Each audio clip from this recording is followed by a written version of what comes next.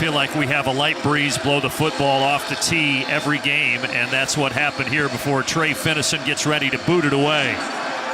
Off we go in the second Saturday of November. Xander Horvath returning from the 5. And he'll get it out near the 25-yard line. And that is where Purdue quarterback Aiden O'Connell, who went to high school just 20 miles away from Ryan Field at Stevenson High School, will trot on the field here for his first ever career start.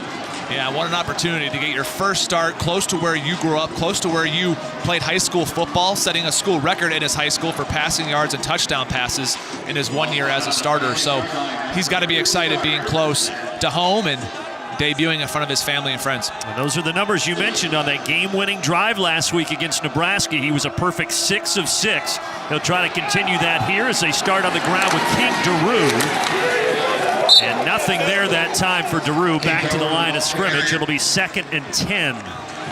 But this Purdue offense, running the ball has been a struggle. Just 77 yards per game this year on the ground. Yeah, but Jeff Brom is stuck with it, and he has a lot of respect for Pat Fitzgerald and that front 7 and what Northwestern can do defensively. But he said we have to stick with running the football. We can't just drop back and pass it every single snap. Here is a pass, and this one right near the line to gain for Ahmad Anderson, the redshirt freshman. They're going to say he's a yard short, so make it 3rd and 1.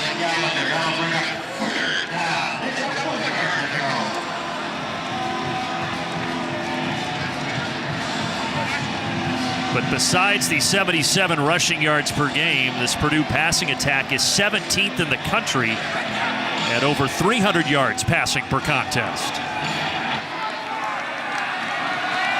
You wouldn't think that with all the quarterbacks they've had to play with the injuries. Nice bounce outside by King Daru, the reigning Big Ten freshman of the week, with a nice gain there to take them into Northwestern territory, a pickup of 18. Yeah, this is awesome play design. They bring the fullback back, and you can see Daru follow on the outside. They get the edge of the defense, and King Daru trying to direct their Milton Wright to get an extra block to pick up some extra yardage. A touchdown on the ground, also one through the air, and being named the Big Ten Freshman of the Week against Nebraska. And here comes an early flag. This is going to go against the Boilermakers. Full start. Offense, number 78. 5-yard penalty, first down. There's the announcement from our referee, Jeff Cervinsky, to back Purdue up 5.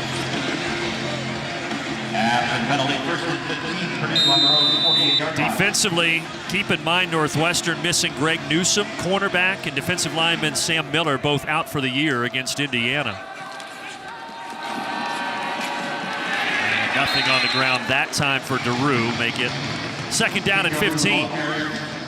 Yeah, that hurts them because they're already a team that is struggling to get to the quarterback. You know, they have not that many sacks on the season. They're 13th in the conference by getting to the quarterback, 15 only on the year. So you lose a couple guys there, and that's going to hurt your pass rush. And Purdue gives up a lot of sacks. We'll see what battle there kind of gives way here today. In particular, Sam Miller. He's also a leader that they lost along that front line.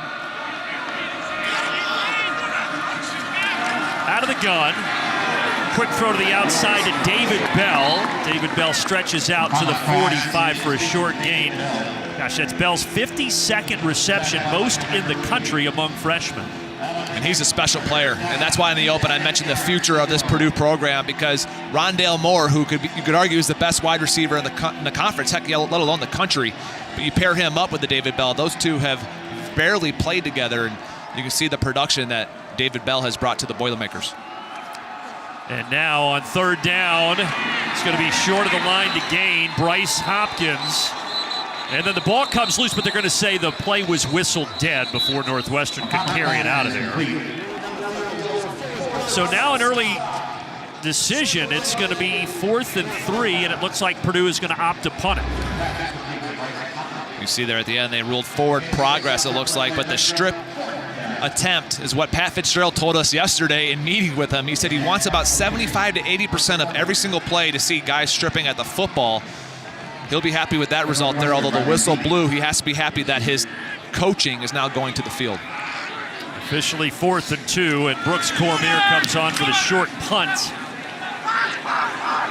And that's going to check up nicely. And Northwestern will start inside their own 10-yard line. As Northwestern takes over inside their own 10 and faking the handoff, rolling right. Aiden Smith is able to find Riley Lease. So off the play fake, a good start for this Northwestern offense. Yeah, and a nice movement pass and an easy throw for Smith that time to get him some confidence early. Again, offensive coordinator Mick McCall saying he needs to get some early confidence in his young quarterback. And Riley Lease, who leads the team with 29 receptions, gets a gain of 13 there, and then they go on the ground to Kyrick McGowan. Look out! The wide receiver turned running back is off to the races. 10-5 touchdown. It's the first Northwestern score since October 5th against Nebraska, and it goes for 79 yards.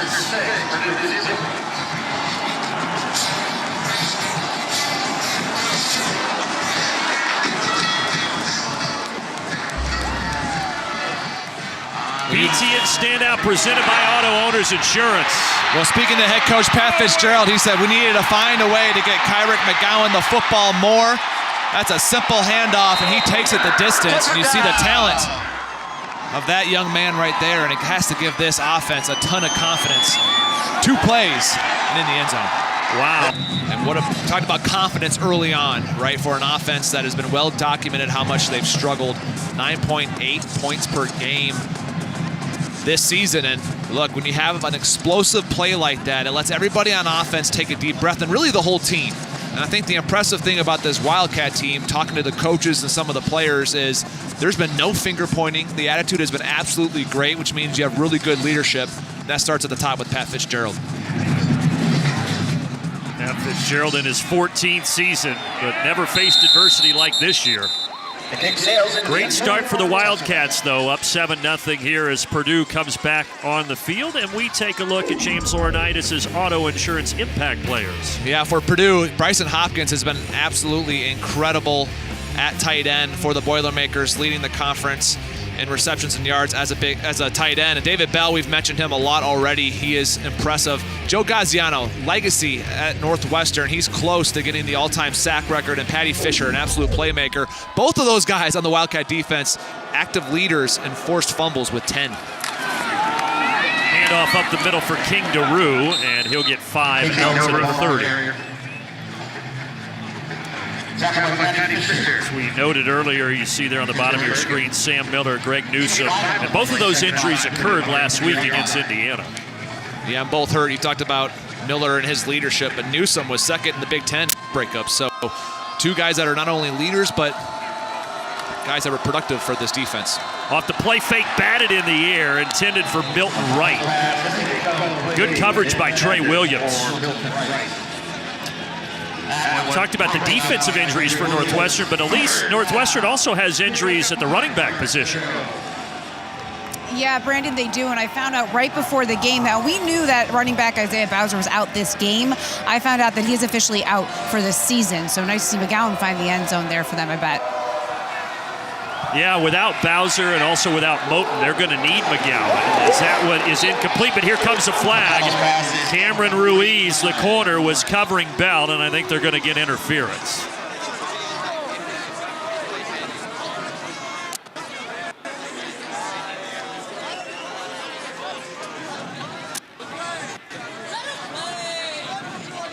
Here's Jeff Cervinsky. Pass interference. Defense, number 18. 15-yard penalty from the previous spot. Automatic first down. Well, Cam Ruiz, you can see that he holds the left arm of Bell. This will be a better view of it. You have to give him an opportunity to get up there. And really, once you see the arms go up, Ruiz just has to turn his head back and try to go for the football. These corners against Indiana, they had 4 pass interference penalties in the end zone. And there's an early pass interference penalty here in quarter 1 against the Northwestern defense. So a 2-yard gain on 1st and 10.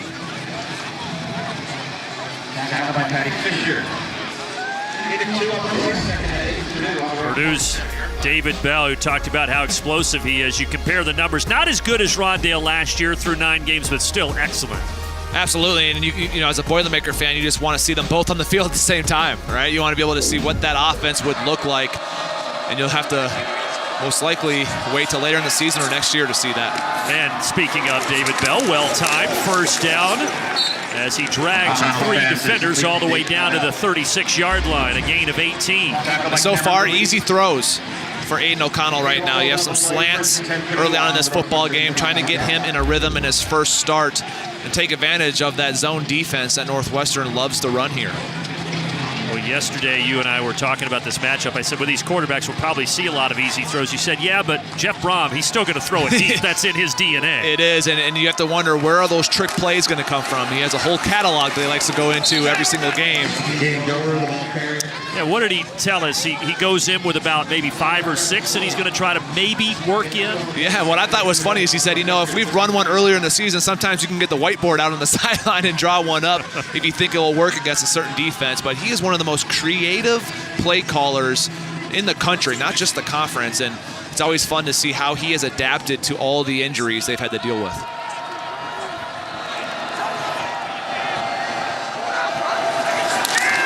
Second and 8, and that went a little too far out in front of Bryson Hopkins. So now 3rd and 8 for Purdue.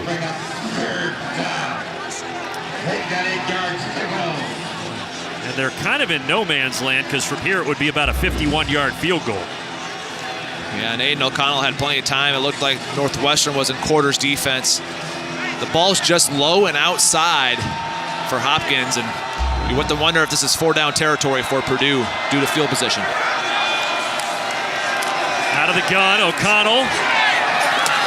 It's picked off by Cameron Ruiz. So he was called earlier on the drive for interference. No interference there. The first career pick for the sophomore.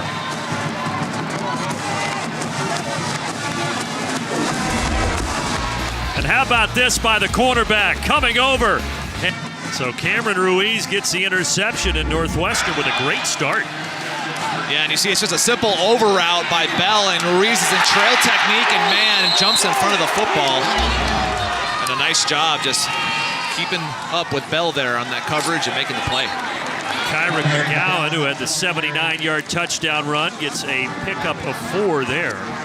So Purdue in this game, they have had the ball for 13 plays. That's just the 3rd play offensively that Northwestern has run.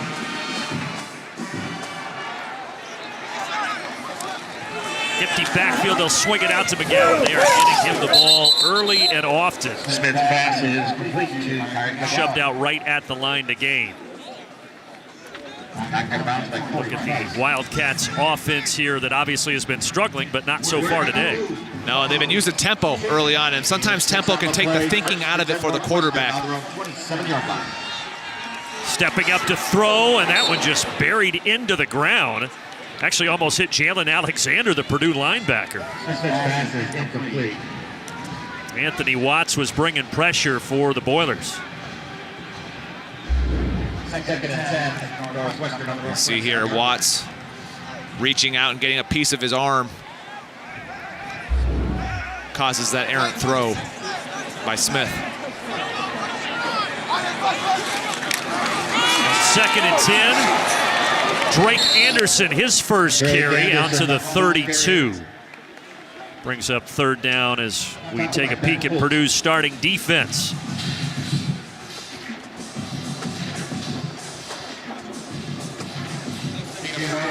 They were good last week against Nebraska. Yeah, they were, and you see Ben Holt making that tackle there. He's been a guy that's been all over the field for them. The Western Kentucky transfer, leading them in tackles with 89 on the season. Really becoming a leader. Talking to his dad, who's the defensive coordinator, Nick Holt, he said, you know, the longer this season has gone on, the more comfortable he's gotten with his teammates. His leadership has really elevated. Boy, they've needed it. Watch the play clock. They do get the snap off here. 3rd and 6. Going for Riley Lease, and they say he caught it. Able to stay in bounds. 1st down Northwestern with a gain of 9. And that's a really nice throw. I mean, he's coming from the opposite hash, those wide hash marks in college football, and he puts that right where it needs to be. And Riley Lease coming up with a nice reception. Come on, Drake. Now a handoff and a short gain of 3 as we go down Lakeshore Drive to Mike Hall for a T-Mobile studio update. Gain of 3 on the play, 2nd and 7, Northwestern on the 43-yard line.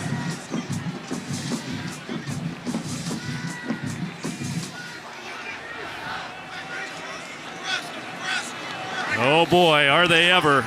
Minnesota and Penn State both unbeaten. What a battle that is in the Big Ten this week. First down throw here on the connection to Jace James. Smith's pass They're high on that redshirt sophomore, and he takes him into Purdue territory.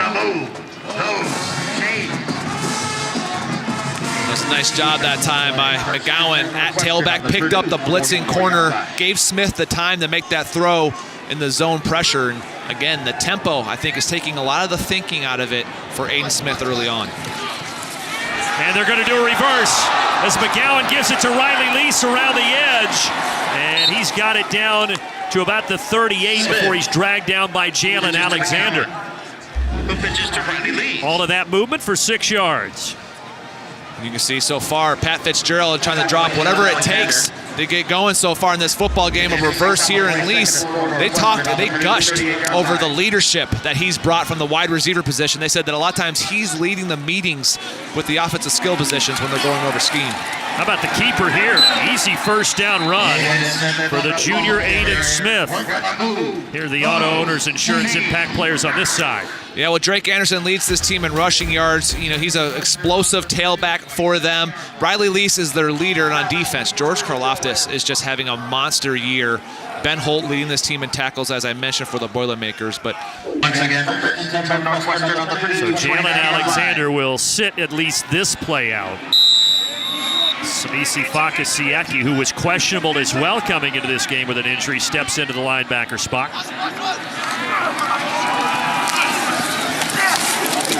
Drake Anderson stretching that out for a short gain of 2 or 3. Or McGowan, rather, there on the carry. He and Anderson both seeing action. We've actually had 4 different rushers on this drive and 3 different receivers for Northwestern.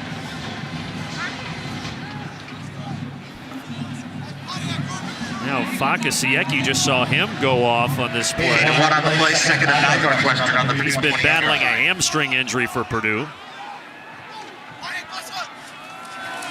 11th play of the drive, and number 11, Aiden Smith, winds up to throw it. And he's got the first down connection. Able to find Jace James for his 2nd catch of the drive. We're gonna move. Yeah, an offensive coordinator, Mike McCall, said we're going to see more of James. And I found it interesting that some of his best throws so far by Aiden Smith have been rolling out. They're trying to get him outside of the pocket, throwing on the move. He's done well so far. Hit as he throws, James diving, and he's got it for the touchdown. Jace James, for the first time in his career, hits pay dirt, and how about this? 2 touchdowns in 2 drives for Northwestern after not having any touchdowns on their previous 44 drives.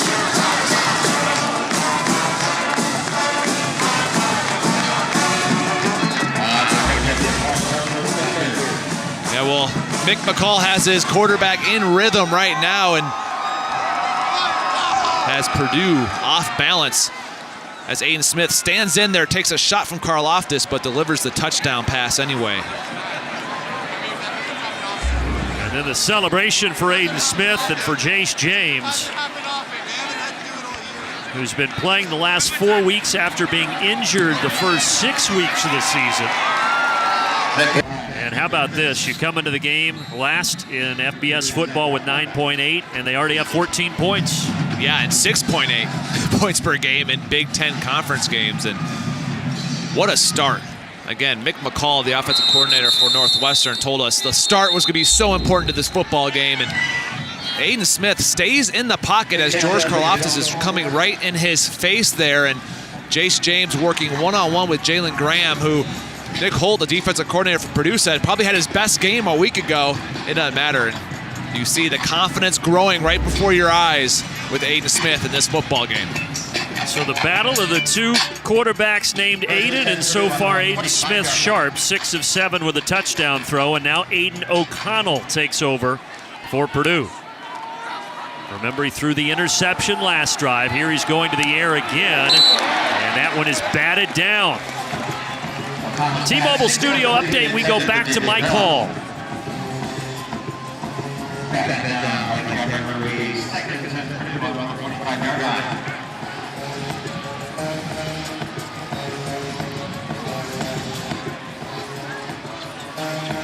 Obviously a big storyline there without Chase Young, but Ohio State's got some other good players.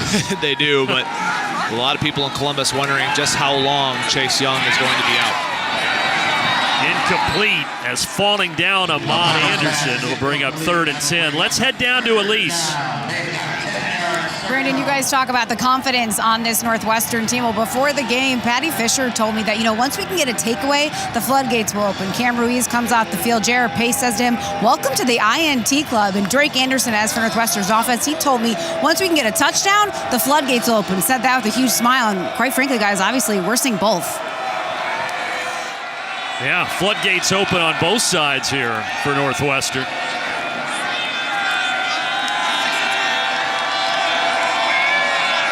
Play clock winding down. 3rd and 10. O'Connell finding David Bell with a lot of room to run. This will keep the drive going. Gain of 17. Well, the protection allowed Bell to come all the way across the field, and Cam Ruiz got picked by his own guy. It looked like he was in trail coverage again. Patty Fisher runs right into him. A little friendly fire there, and it allows Bell to get open and pick up the first down. Already 3 catches, 42 yards for Bell. Xander Horvath with some space. His first carry of the day is a good one. Down inside the Northwestern 40. And a Horvath, a guy who has missed time with injury, and he's not going out of bounds. It's a nice little move that time on Trey Williams to get a few extra yards. Against Nebraska, he only had 5 carries and 9 yards. And see the game against Illinois. Well, there he had 18. Aiden O'Connell winding up, going deep for Bell, just beyond his outstretched arms. Tell you what, we're seeing a good battle developing between Cam Ruiz and David Bell. And what did I tell you about Jeff Brom and taking shots downfield? That's just who he is. He gets in the plus territory, meaning Northwestern side of the football field, and does a double move shot to the end zone. Does not matter who lines up at quarterback for Purdue. He's going to be aggressive. That's in his very nature as a head coach. And he gave a lot of credit to Brian Brom and how he has developed these quarterbacks throughout the season, and just missed on that one. Yeah, that's his brothers on the staff helping out with the offense. And that one incomplete once again, intended for David Bell. A busy, busy man here in the first quarter.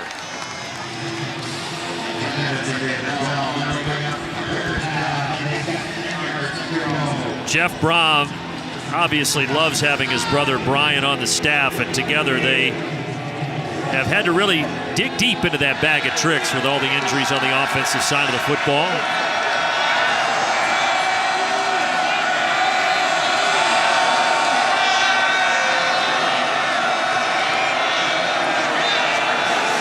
All 3 drives, Purdue has gotten into Northwestern territory. This time, they get into Northwestern territory again, and then O'Connell has it stripped, and Northwestern picks it up. Wow, Northwestern comes into this ball game with a -10 turnover margin. And wait, now they're going to say Purdue has it. They changed the call. They say Purdue picked it up. Well, you see here the pressure off the edge by Leota, and look at that. Strips the ball out. Purdue fortunate to get that football back. See him reach out with the right arm and knock it out of his hands. And again, Purdue's going to punt in plus territory. It's the second time, first drive of the game, they punted. They're going to try to pin Northwestern deep again. Yeah, but the officials signaled Northwestern football. Then the referee, Jeff Cervinski, came over and changed the call. So at least for Purdue, they avoid their second turnover. And that means that Northwestern, for the second time in this game, will start within their own 10-yard line. But Pat Fitzgerald, he's got to be loving what he has seen so far. We preached before, told at least before the game, it's all about takeaways, turnover margin, confidence early on in his quarterback. Everything that they preached to us yesterday and today is exactly how it's unfolded, just as they were hoping. Saw them at the bottom at 0-6, and that's coming off the Big Ten West title a year ago. But that was with Clayton Thorson at quarterback. Kyrick McGowan, 1-yard pickup.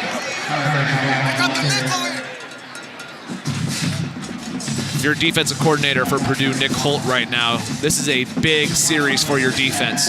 Your head coach on the first drive punts it deep, thinking that you can stop an offense that has been struggling. Instead, in 2 plays, they get in the end zone. Well, your head coach just decided to be confident in your defense again, punt, play field position. You have to come up with a big stop to get the ball back with good field position yourself. And it's his son, Ben Holt, that comes up there for the stop to make it 3rd down and long. Nick Holt is never short on energy. And his son isn't either. I'll tell you what, when you watch film, he has energy every single time he makes a play.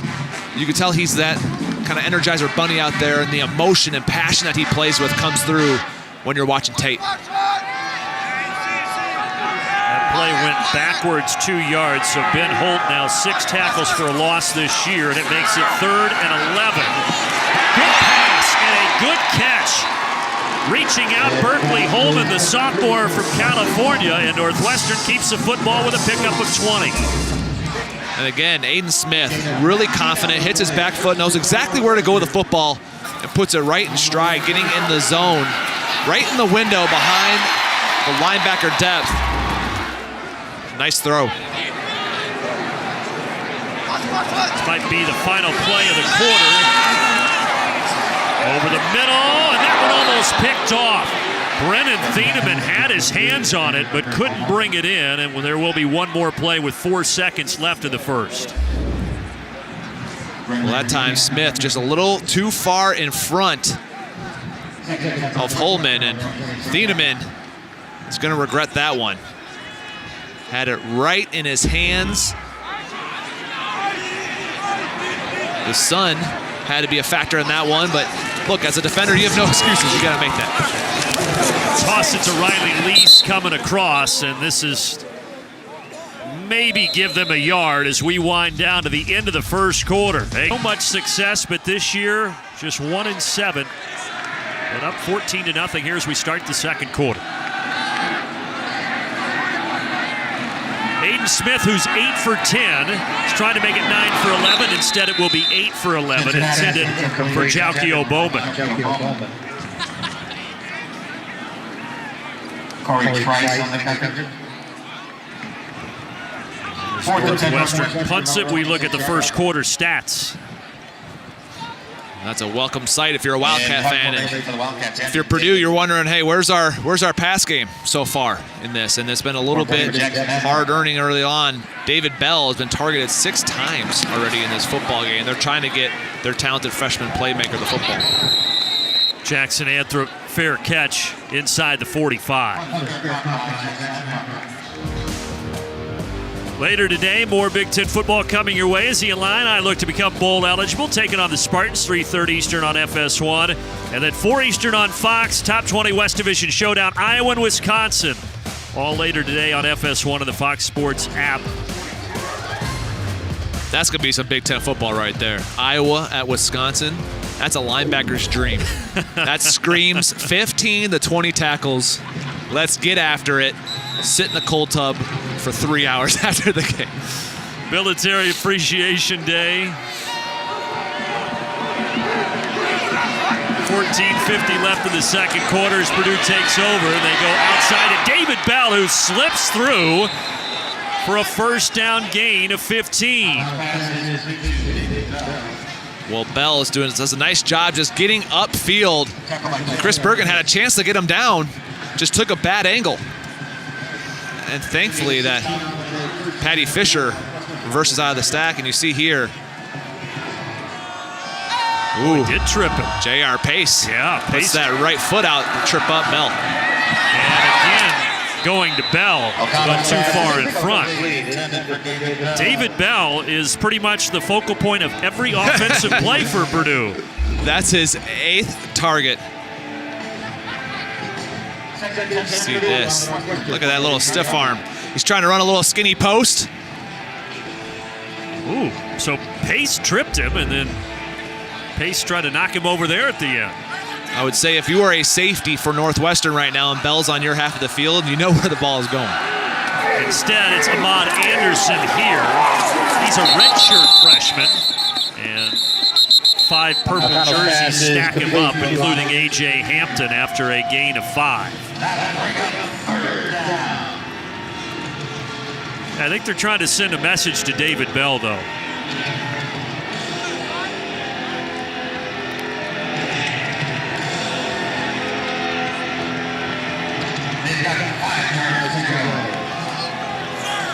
Will they target number 3 again here on 3rd and 5? All 4 Purdue drives, they've gotten into Northwestern territory, but they haven't scored yet. Pressure coming from the back. O'Connell dove forward, and he's right near the line to gain. No signal. Actually, this may have been more of a roll. Well, the one thing that they were worried about is the fact that he wasn't as mobile as Plummer. Plummer had started to use his legs more, really opened up the play calling. O'Connell that time dove forward, so it's not where his dive or his roll started. When you slide, it's where the action starts. That's where the ball is marked, not when you go forward. It'll be interesting where this spot ends up, but Jeff Brom telling us that he told his quarterback, you have to get down. We are in an emergency situation. They cannot afford to lose Aiden O'Connell. So they will measure this. My goodness. First down by quite literally the nose of the football. I thought they'd bring the note card, the little flash card out there. Pat Fitzgerald doesn't like the spot. But that's important about how he dove head first, kind of rolled to the side, because if he slides, it's where the motion starts. But when you dive forward, it's where you actually make contact with your knee or your elbow. That's why you see fans sometimes get upset where it's marked when a quarterback slides, but this play was whistled dead before it started. Timeout Northwestern, no flag down. And we'll take the timeout with them. Pat Fitzgerald was really fired up after that Aiden O'Connell dive forward that they called a first down. You know, there seems to be some space there between the football and the marker. There does there, but you know, you never. Different angle here on this one, and again, these camera shots aren't always right down the line, but you can see from Pat Fitzgerald's viewpoint, it looked like there was some space. And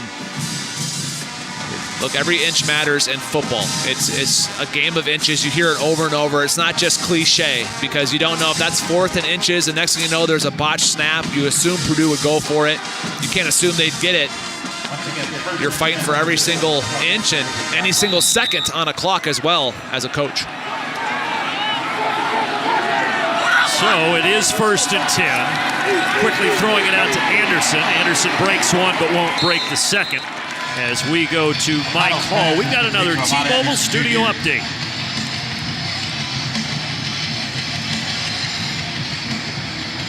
Tackle by Tommy Adamawari. Gain of 1 on the play, 2nd and 9 Purdue on the Northwestern 31-yard line. That Minnesota team, a lot of people are wondering, are they for real? This is the game we're going to find out. Yeah, and they're talented at running back, wide receiver. Bateman and Ottman Bell already making an impact. Tyler Johnson, also an elite football player in that position group. They're playing well so far. Play fake, and he drops it right over the top of the coverage into the arms of Jackson Anthrop. Inside the red zone, 1st and 10. Well, looking up here, I thought that was going to be an interception for Chris Bergen, the linebacker. Instead, he drops it right over top of him. Nice touch that time, fitting it in the zone coverage to Jackson Anthrop. Throwing again. Short gain for Anderson. give him O'Connell's 5. pass is complete to Ahmad Anderson Jr. I, too, thought that Bergen, though, was going to get his hand on that. I think he jumped awkwardly off the wrong foot. Gain of 5 on the play. That's tough sometimes. Trust me, I've been there. When you're in zone coverage and you're trying to get depth and you're trying to run and sprint back to get your body under control to try to elevate and make a play. It's a nice throw by O'Connell. Rolling out, O'Connell throwing for the front of the end zone, incomplete, no flags. They say the coverage was clean by J.R. Pace. O'Connell's pass is incomplete. That'll bring up third down. They've got 5 yards to go.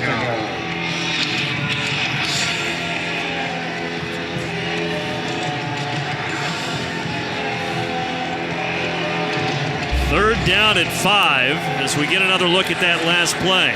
Yeah, I felt Pace got there right at the right time. And you wonder if that ball was thrown a little earlier, right as Hopkins made his break. May have had a touchdown. Back to the air. Caught.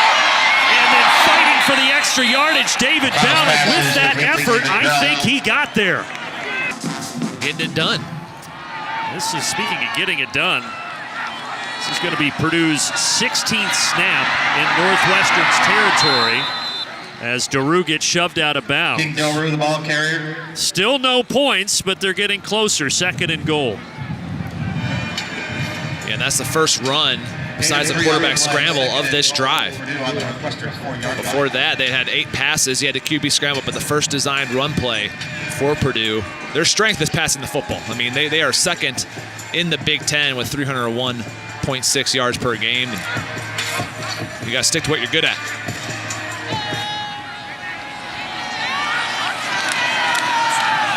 Daru running inside the right, and he's going to get it down to about the 3. So that'll bring up 3rd and goal. What do you call here? And also, is this maybe 4-down territory? Well, I think it is 4-down territory for Jeff Brom. He's aggressive. I'm going to David Bell. I'm finding him. He's lined up down in the slot in the bottom of your screen, and he's the guy, number 3 there, that you have to find. He's your best player. He's right on the hash. See if they go to him. Looking that way, throwing for the back of the end zone, incomplete, but flags. They're going to say that J.R. Pace tripped up Bryson Hopkins.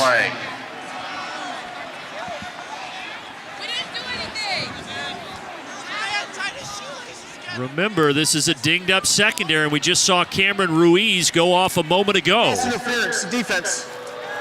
Number 13. The penalty will place the ball at the 2-yard line by rule from the previous spot. 1st and goal. Hard to tell there. Hard to tell from that angle, and J.R. Pace was the one who was called for the penalty. They tried to run a corner route with Hopkins, and there was 2 flags thrown, so 2 different officials saw that. I formation here. Little housekeeping. Cam Ruiz is back out there defensively for Northwestern as Daru backs his way to the 2, and then a flag comes in at the end of this play.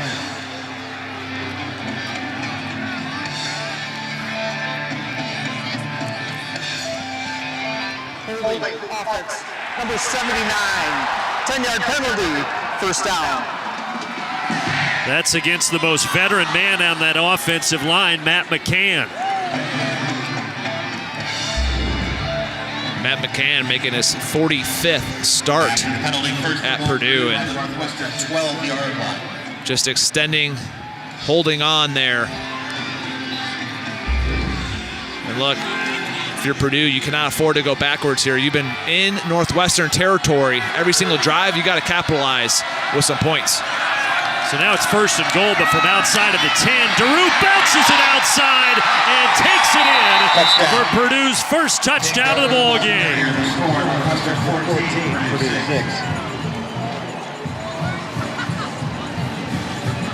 His team-leading 7th touchdown of the season, and how about Purdue now? 17 consecutive touchdowns by freshmen.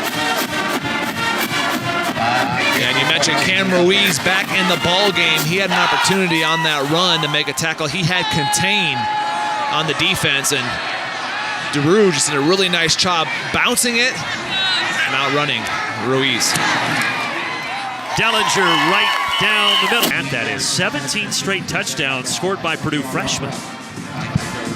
And when you talk to Jeff Brom, he's talked about a lot of these guys they weren't going to count on when they got to training camp, you know, back in late summer, and just by way of injuries, and it's just come out that way. But the funny thing is, not all of them have been on offense either. You know, they've had some by freshmen on defense as well. And that's why you got to be excited about the future in West Lafayette.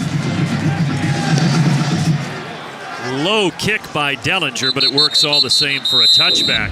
Hey, speaking of those touchdowns by freshmen, here they are in super fast, high-speed motion, whatever you want to call it. 6, 7, 8, 9, 10, all the way up to now 17. See there, the one by Corey Trice on defense. Got to give the defender some love there as well and on the action, but just talks about the talent that they have recruited and to West Lafayette, and a lot of it out of necessity, but they're making plays and they've still won some football games. And they've stayed focused and locked in despite all the injuries. They have not made any excuses about it. Drake Anderson hit hard, and then a flag comes in, flying in from the secondary after a 4-yard gain. Good pop, though, was laid by George Karloftis on Drake Anderson.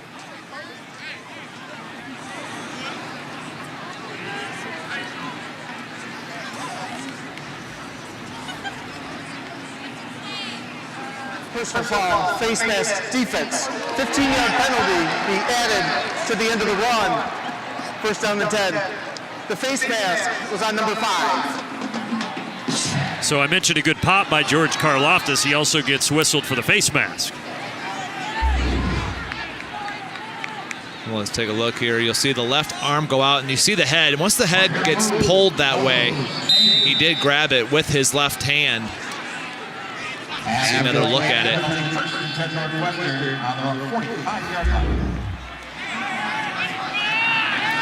3 penalties now for Purdue. Diving attempt. Trey Pugh, who's been injured this year. That's his first catch of the season. They're happy to have him back out there. Yeah, they are. Coach is saying that they really needed him to come back here, and they're excited.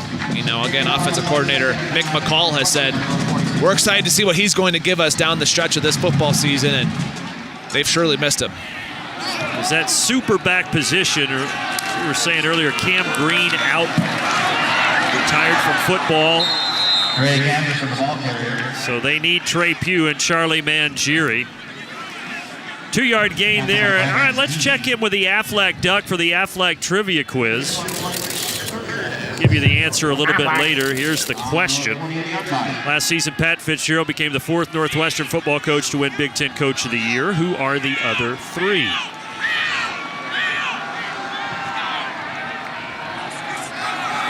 Get your answers ready. Submit them to James Laurinaitis on Twitter. James Laurinaitis. Dropping back to throw here. Flags come in before the snap. Flag on the play. Prior to the ball being snapped, false start, offense number 80. 5-yard penalty, 3rd down. We were just talking about Trey Pugh getting his first catch of the season. Now he has his first penalty of the season. After the penalty, 3rd and 12, Northwestern on around 43-yard line.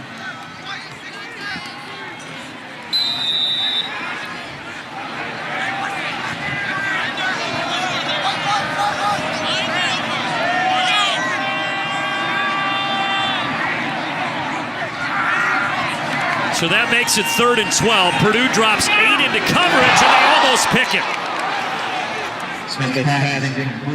In and out of the hands of Simeon Smiley.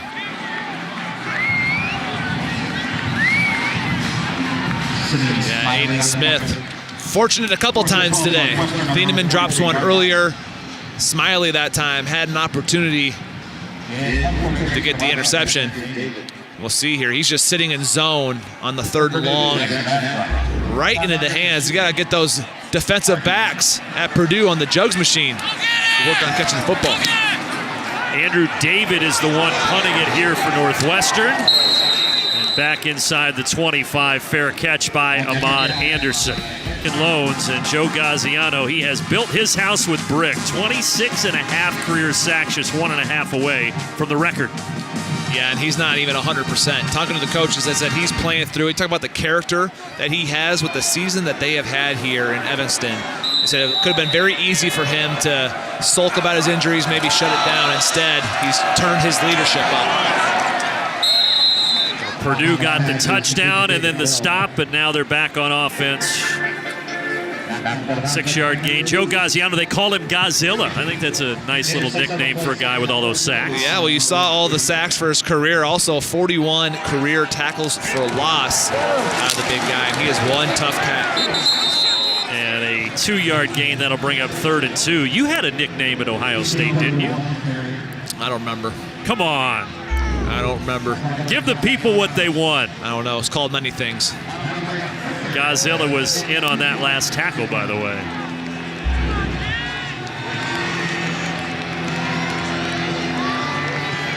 Third down and 2.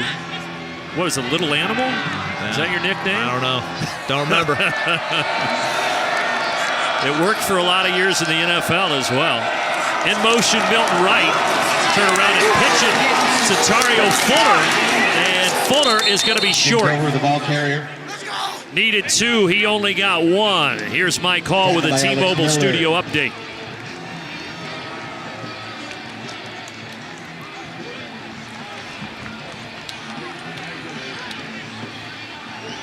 Gain of 1 on the play. It is 4th down with 1 yard to go. Wow, so up 11 midway through the second quarter. Minnesota playing really, really well. On cue, we had just talked about Tyler Johnson, Rashad Bateman, Ottman Bell. All 3 now have a score for the Gophers and playing well early on up in Minneapolis. Here, Purdue with a 3 and out. Riley Lease is going to stay away from this thing, and it's going to turn out really well for Purdue. How about that bounce? They will down it all the way inside the 10 at the 6. Zach Collins, the sophomore, with a 60-yard punt. A season long for him. Let's get the answer to our Aflac trivia quiz.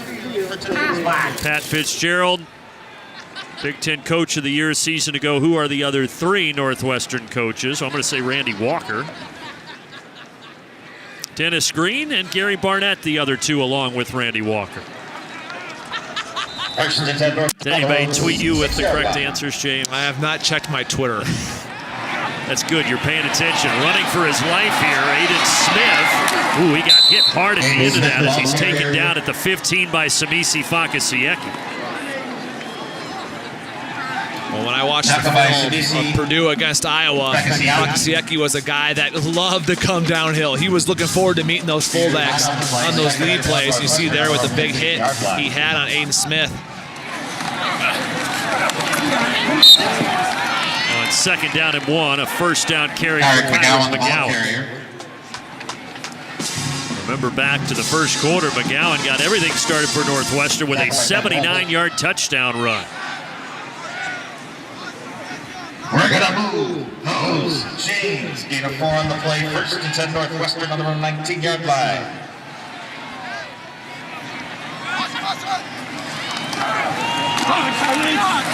Back to McGowan.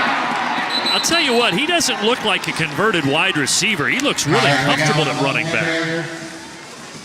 He does, and you could really tell it was going to be a focal point of this coaching staff to get him the football more. And I think they found something with him, a guy that they can utilize. And obviously, as they get healthier and they work on stuff over the offseason, they're going to have to really look. Where do they want to line him up? Right now, he's that wide receiver, but a guy that talented and that versatile, he can really be a mismatch nightmare for defenses. He already has 100 yards rushing on the 8 carries. A keeper here for Aiden Smith as he steps out at the 31 with a pickup of 2. Well, all the injuries we mentioned, Bowser, John Moten, who they thought they'd get a lot from this year, the Jesse Brown injury that you mentioned. So they have needed McGowan to step into that spot.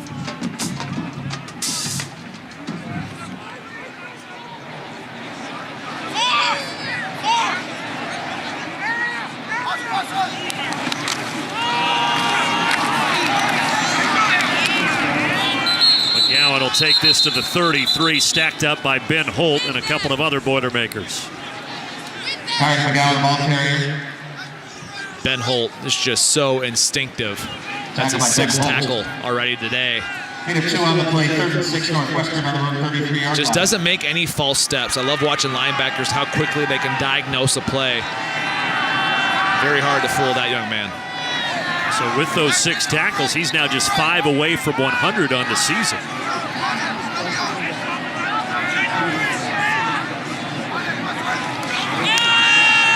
Purdue rushes 4 on 3rd down. Incomplete. That hit off the back of Simeon Smiley. And Northwestern will punt it. Simeon Smiley on the coverage.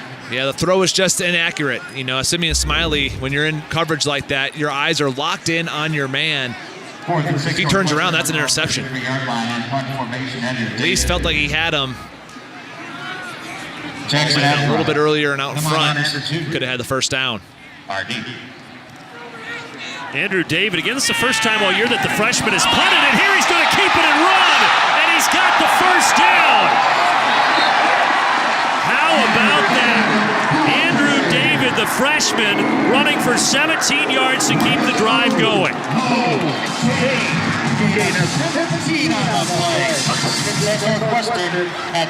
Well, the punter coming into today was Daniel Kubiak all season long, but Pat Fitzgerald making a switch. Yeah, and you'll see the edge rusher is Durham. Payne Durham comes up and under what we called the bear blockers on that wedge there, and a nice job recognizing that he had no one on the edge. I'm going to go take the first down for myself. Now off the play fake, Aiden Smith. Flag comes into the backside of this as Smith steps out around the 46. Holding. Offense. Number 70. 10-15. 10-yard penalty. First down. That's on the very talented left tackle, Rashawn Slater. Another look at that fake. Again, you wonder if that's just the if you see it, take it type of call. Because he had the ball in position like he was ready to punt it. But when you notice, sometimes throughout a football game, what the special teams coordinator will do is he'll see, hey, do they have this thing contained? And if not, you tell him on the next one, go ahead and take it. How about telling your true freshman at his first ever game played, though, to make that call? Pretty impressive. Kyrick McGowan just won't go down. Finally, he does at the 44.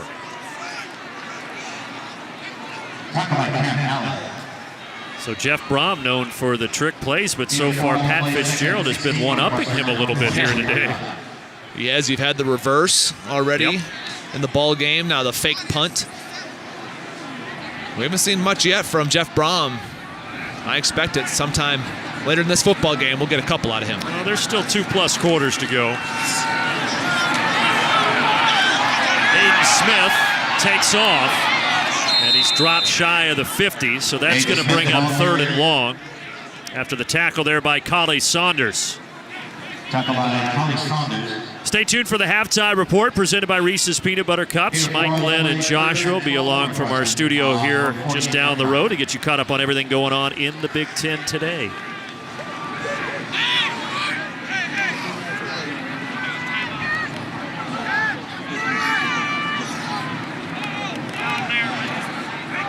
You see Ben Holt directing traffic there on defense, communicating as they show some pressure. I expect them to drop out into coverage on 3rd and 10+. Play clock down, and Pat Fitzgerald realizes that his quarterback, Aiden Smith, wasn't going to get the snap off. He takes a timeout. 48-yard line.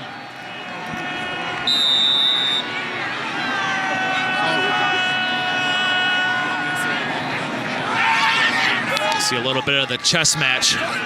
It's Holt signaling, getting a call from his dad, the defensive coordinator. And they're going to opt to run it with McGowan. And McGowan is swung out of bounds And that'll bring up 4th down and a punt coming for Northwestern. Yeah, and that was Cam Allen coming up to make that tackle. Another freshman at Purdue, and defensive coordinator Nick Holt was extremely excited about his future. You see Holt blitzing and forces that ball to go outside. Cam Allen almost had to be careful there with swinging him out of bounds a little too far, but there was no flag. So Andrew David had the fake punt. This time he does boot it away, and a fair catch by Ahmad Anderson. Offensive woes, though, today. There's been a cure. Already 255 yards after averaging 258 coming into play. Yeah, I mean, you look at the 20-plus yard plays, not many explosive plays for this offense.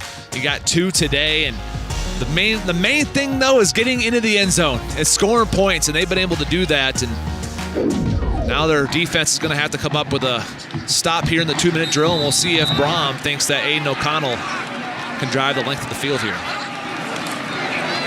Aiden O'Connell dumps it off for King Daru. Flag here. After Daru is tackled for a gain of 9. Flag pending with 1:06 left in the half.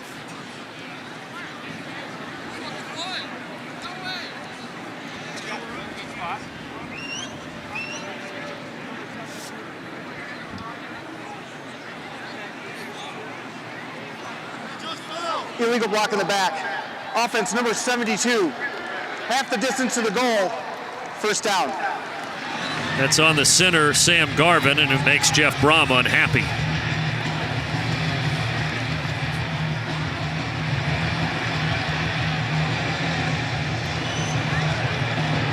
Fourth penalty, so that will back Purdue inside the 10.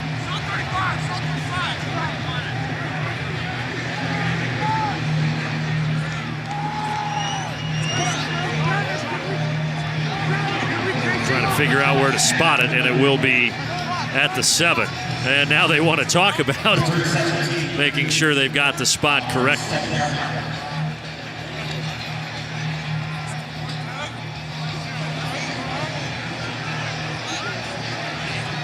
Again, Purdue does have all 3 timeouts. They move the football up to the 8-yard line. It's 1st and 17.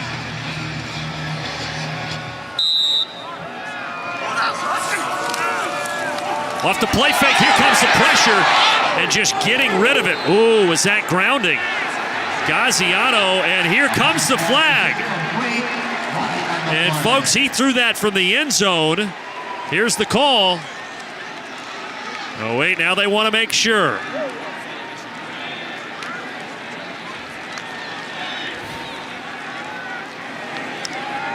Gaziano says it's a safety, and if it is grounding in the end zone, that by rule is the call, but they're not going to make an announcement just yet.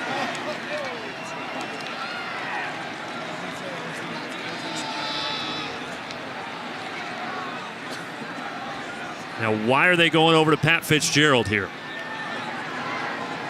I have no idea. I honestly have no idea. You would make the call. I'm trying to think. Right, you would make the call. Let's see what Jeff Cervinsky says.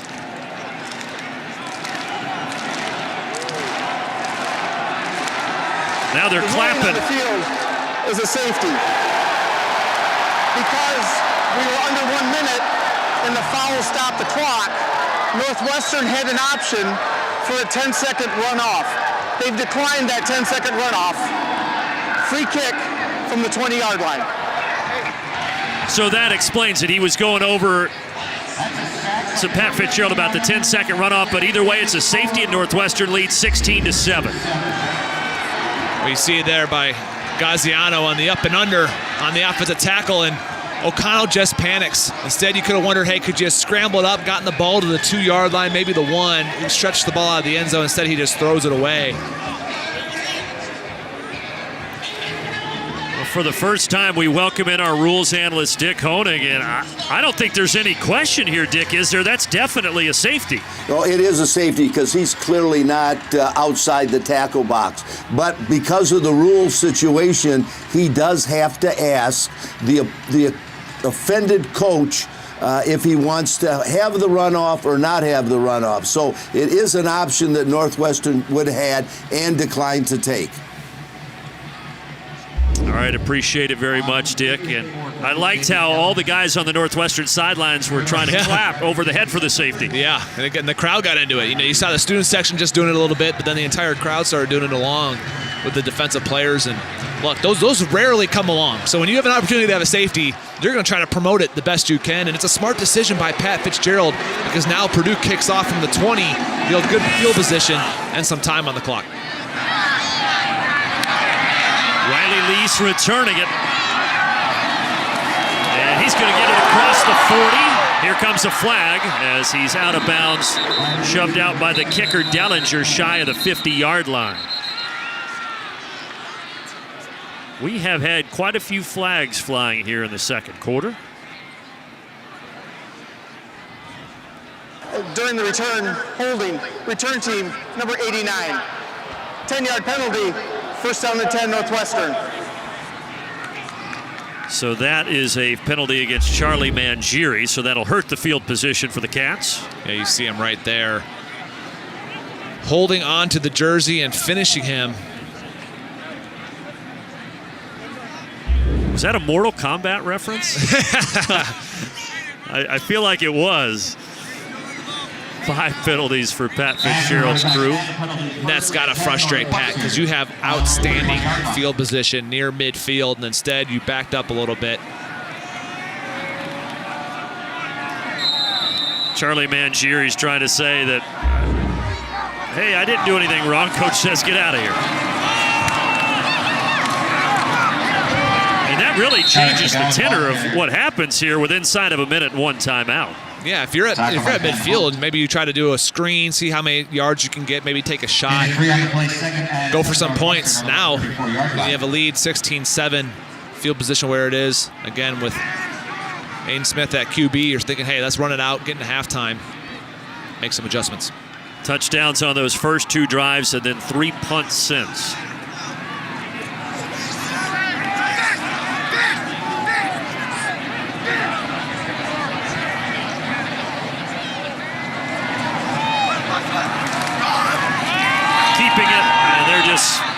Very content to take this 16-7 lead into the lockers.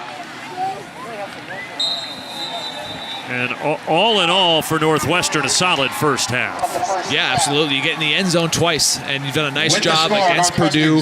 Your defense has been your strength. If offensive coordinator Mick McCall will decide to go tempo again to start this second half. You made some adjustments, maybe some things you like against the Boilermaker defense. See if they go tempo to get Aiden Smith going.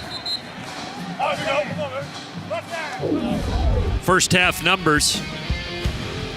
And the 57 yards for Purdue on the ground, 114 through the air.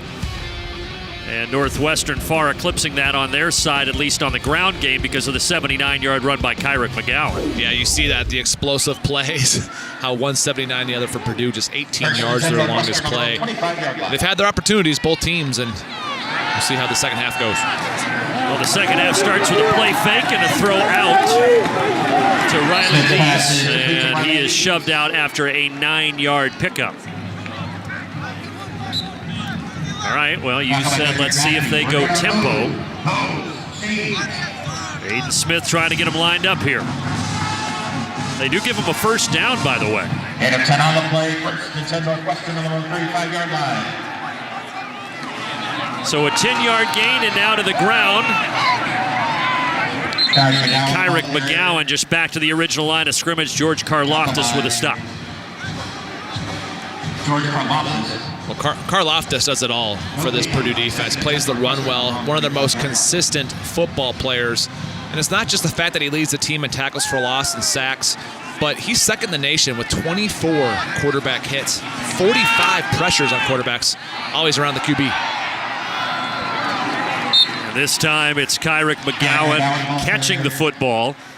He's going to be just short of the line to gain, bring up third down. But yeah, George Karlaftis, if there is, of all the youth, if there is one of the brightest of bright spots, it's Karlaftis on the defensive end. Yeah, and I mean, the amount of sacks that he has, having 6 on the season, that's the most since K'Wan Short back when he had 7 in 2012. So Short obviously going on to play on Sundays, George being a local guy out of West Lafayette High School there, and there's a lot of hype going in, and he's definitely lived up to it. He was the top recruit in that Purdue freshman class. Kyrick McGowan taking it here, and he's going to be short.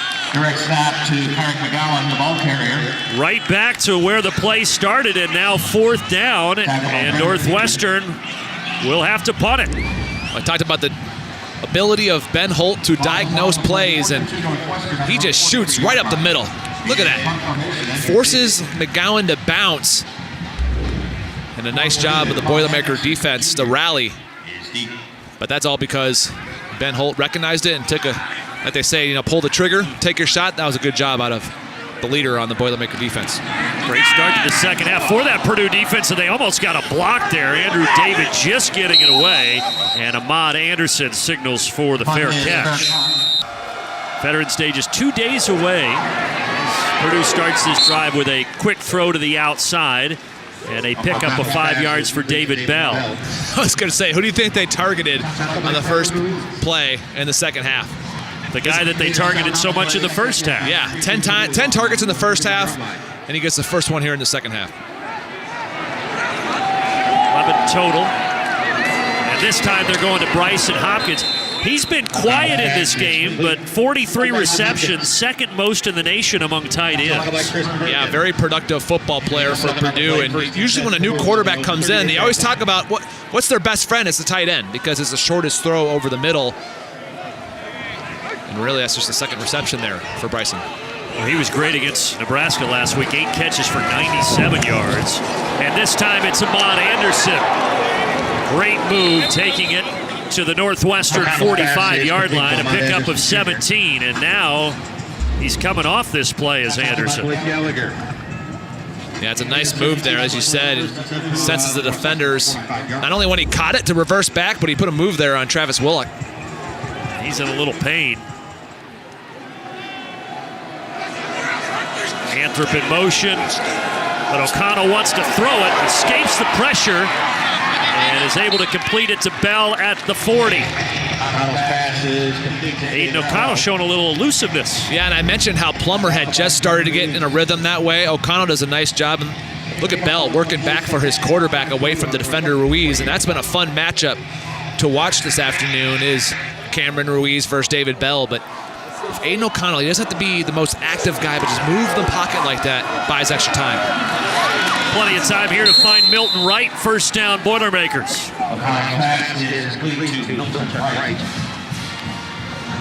Ooh, the grass being chunked up here at Ryan Field after that last play. That's a big divot. Yeah, that's like me in the rough on any golf course in America. Fitz helping out the turf crew. Who's your landscaper? Putting it outside to David Bell. And O'Connell is 6 for 6 on this drive.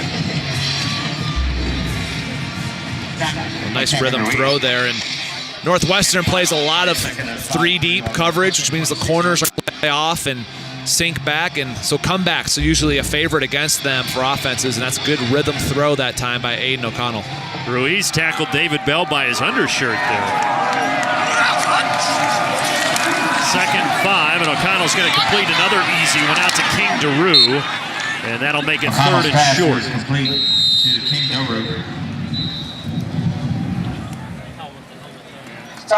And that is Alex Miller, brother of Sam, down on the field, will step aside. He had the friendly fire. Everyone's running to the football. The offensive player ducks down, and I hope he's all right. Gallagher did stay in the game. Now keeping it is O'Connell. First down. So great drive for Aiden O'Connell. 7 for 7 passing it, and now he picks up the first down run again. And again, it shows the wisdom of the play calling. Right here, it's man coverage, so the defenders are looking at their men. You see Ruiz turn to get the guy out there in the flat. And again, the wisdom of Braum. Nobody expects Aiden O'Connell to run on a bootleg for the first down on a short yardage situation. Great play call. O'Connell going for the end zone, reaching up and grabbing it. David Bell, touchdown Purdue. Pass is complete to David Bell. The score, Northwestern 16, Purdue 13.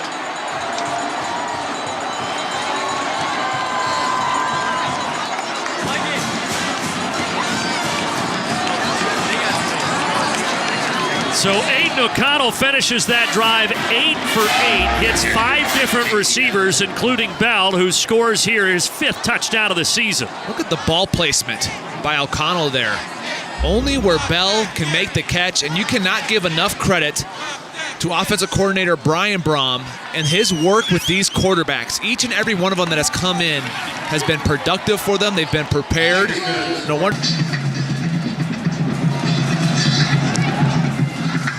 Again, Northwestern's 2 touchdowns. They came on their first and second drives of the ball game.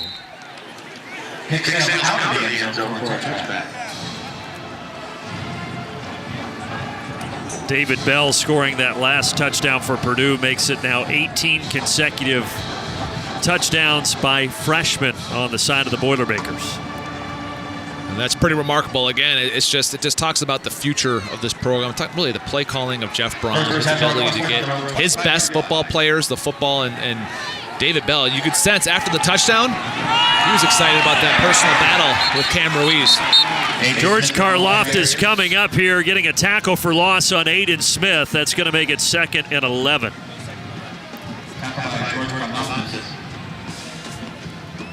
Mentioned a lot of these freshmen on offense and the touchdowns, but on defense, I mean, you have Jalen Graham playing as a true freshman, Cam Allen we've already talked about, George Karloftis, Cauley Saunders getting some time today.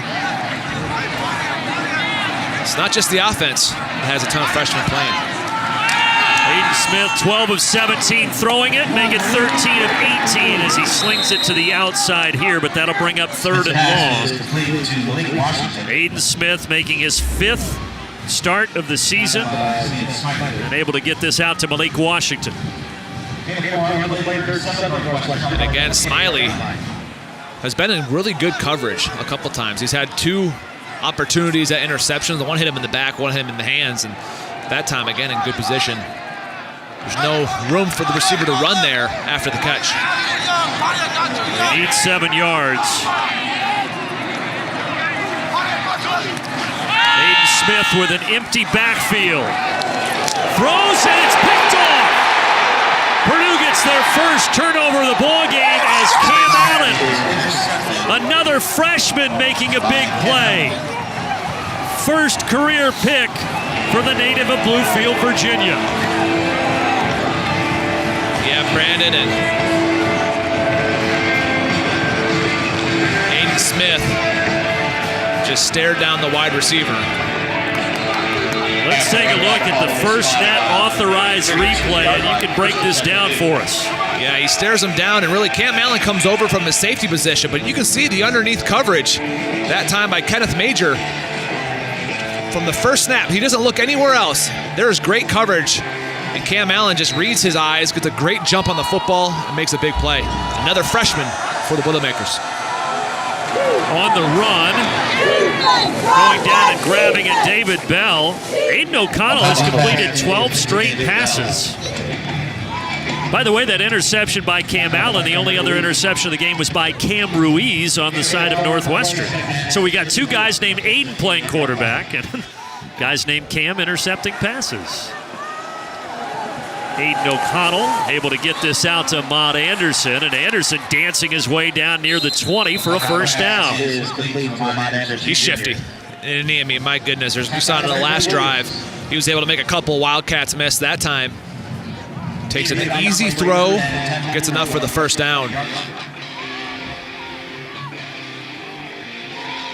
13 straight completions for O'Connell, who again played his high school ball at Stevenson High, 20 miles away from where we are situated.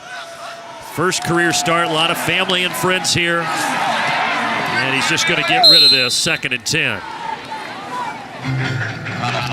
But Purdue, remember at the beginning of the season, Elijah Sindelar broken clavicle. Jack Plummer broke his ankle against Nebraska. They had Nick Sipe retire due to back injuries. And now Aiden O'Connell coming home to make his first start. What an opportunity for number 16.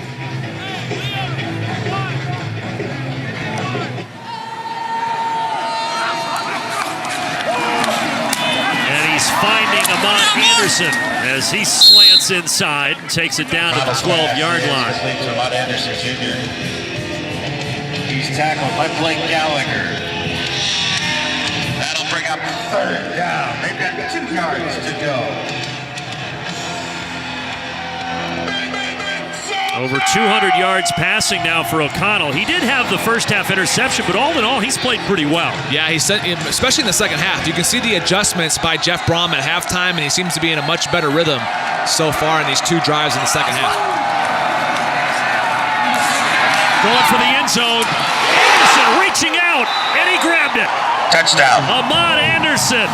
Another freshman in the end zone for Purdue, and the Boilermakers have their first lead of the afternoon. The score, Purdue 20, Northwestern 16.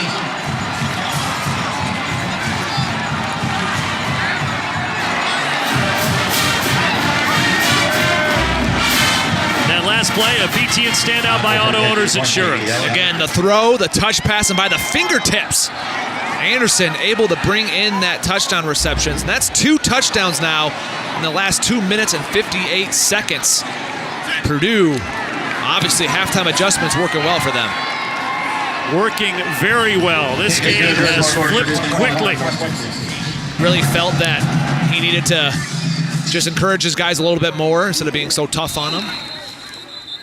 T-Mobile Studio update time. Here's our friend Mike Hall.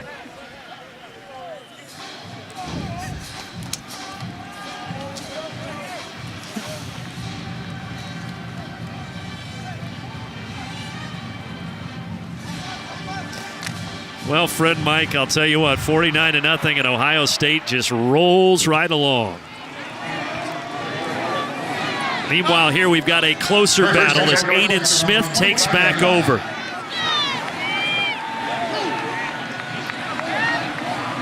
Junior out of Fort Wayne, Indiana. He's going to hand it off to Kyrick McGowan. McGowan, strong running. He's already up over 100 yards. He gets 10 more there before he's tackled by Jalen Alexander. We're gonna move. And you see again, tempo for Aiden Smith. The problem is if you go fast, you can also go 3 plays and out really fast as well. I know they just got a first down there, but that's the risk reward with the high tempo offense is you have a defense that just is tired from that last drive. You got to make sure you kill some clock here, let them rest. McGowan again. McGowan with space. Well, it's not as good as his 79-yard touchdown run in the first half, but that's good for 22. And I love what they're doing with him here. I mean, he's a wide receiver playing tailback. He's been there the last 3 games. And again, they've found something with McGowan because how do you match up? When he lines up at wide receiver, are you going to put a safety on him or a nickel cornerback? And if he goes back in the backfield, you can't have that guy come back in the box. It's a mismatch nightmare. And now reverse, and then Lease dropped it. Picks it back up, and then Riley Lees will just have to step out of bounds, and he's frustrated with himself, understandably so.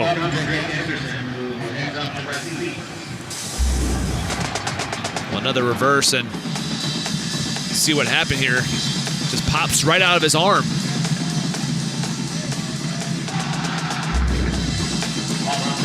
And that backs them up 4 yards, so 2nd and 14 as Lee sits this play out.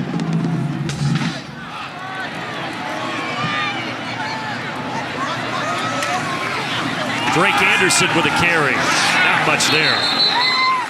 Won't even give him a yard. Jack Sullivan, redshirt freshman at 270 pounds, swallowed him up quickly.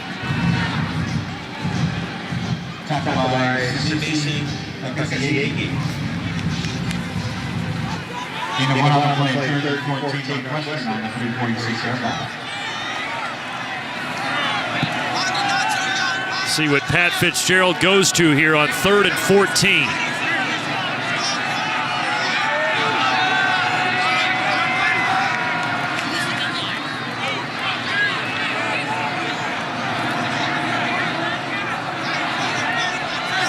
Play clock down at 2. He's got to snap it quick. Didn't get it off. Delay of game. Delay game. Offense, number 16. 5-yard penalty. Third down. Kind of see that developing from up here. Yeah, and that's the hard thing to try to do, you know, check with me type stuff on the sidelines. As they look over, you have to be aware. You can't just walk up to the line of scrimmage. You got to have a sense of urgency about you. And that's part of the chess match right now in college football. When you have the quarterbacks look to the sideline and the Mike linebacker looks to his, it's the back and forth. And again, the dropped fumble on the reverse and now a delay of game. 3rd and 19. It's not where you want to be of Northwestern. And the junior drops and looks to throw, and he is able to complete it for the first down to Ramon Jalkio Bowman. What a big 21-yard reception that was. Yeah, and that's a nice job of Aiden Smith. Again, finds the soft spot in the zone, does Jalkio Bowman. But if you're Purdue, you got to get depth. You got to know where the first down markers on. You're playing zone.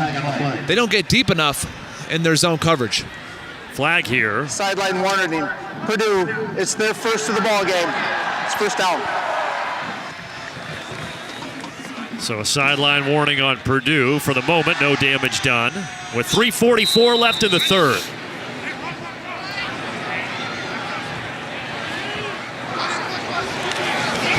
Smith fakes the handoff, and that's batted at the line. Incomplete.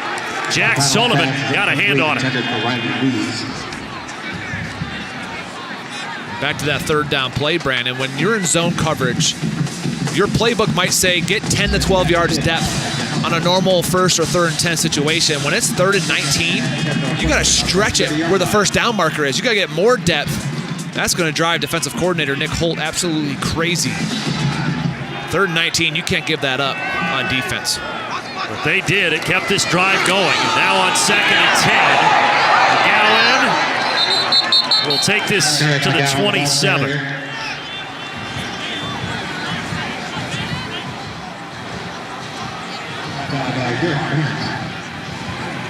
From here, it would be about a 45-yard field goal, and you're down 5.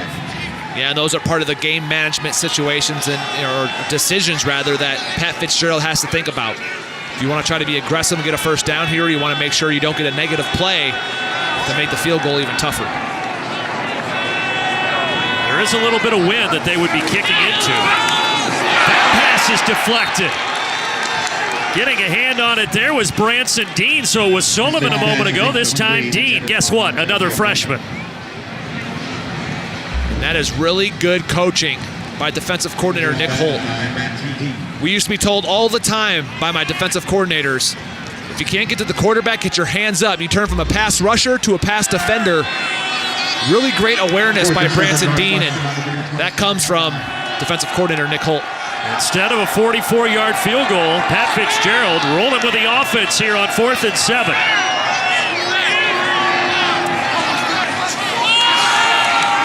Little pressure coming. Going for the end zone is Aiden Smith. It's incomplete. Even though the ball got to Riley Lees, he was out of bounds, and it was knocked free by Simeon Smiley. And Nick Holt's defense stands tall. Well, you got Kenneth Major in coverage here. He does not panic. What I love about it, he just puts his hand through. He sees the hands of Lees go up, and you watch right here. He puts his right hand right in front of him. And that ball is already, Lees is already out of bounds, but a nice job by Major not to panic. A lot of times you see DBs panic, get into the body too much. Pat Fitzgerald is telling his quarterback, you have to give him a chance. You can't throw the ball out of bounds, because if Lees is in bounds there, he has an opportunity. And now the football back to Purdue. And a 2-yard gain out to Ahmad Anderson. T-Mobile studio update. Here's Mike Hall again. Tackle by Trey Williams. 2 on the play, 2nd and 8 Purdue on the 29-yard line.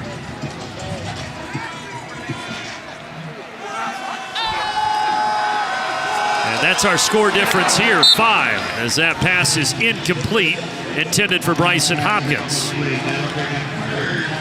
Let's go down to Elise. Brandon, I've been watching O'Connell in his first career start. Something I want to point out is that every time when he comes off to the field, the first person he goes over to talk to is head coach Jeff Brom. And I bring that up because even Brom told us specifically he's taking a different approach with his players and his quarterbacks the past couple of weeks. He says he wants to take a step back and calm down. And I can assure you these conversations are strictly teaching moments, just trying to guide him. Of course, Brom was a very good quarterback in his own right. Xander Horvath here with a big first down catch and run across the 45 to keep Purdue's drive going. Just a simple swing route. O'Connell gets it to Horvath out in the flat, and he does the rest. Gallagher just misses on the leg.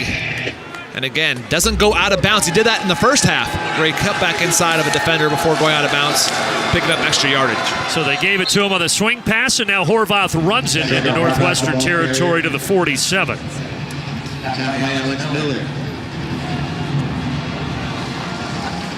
Reese was talking about Aiden O'Connell and the discussion with Jeff Brom. We talked about Brian Brom and his tutelage of Aiden O'Connell, but this is a kid that Brom just offered a walk-on spot to. His only offer was really from the D3 Wheaton College, where his brother is defensive end, and he verbally committed there before taking the walk-on position at Purdue, and now here he's being intercepted by Blake Gallagher off the deflection. Second time that O'Connell has been picked, and Northwestern has the football back. Well, when we were talking yesterday to defensive coordinator Mike Hankwitz, he said it was all about the effort. He wanted his guys to run to the football because of tips, just like this play.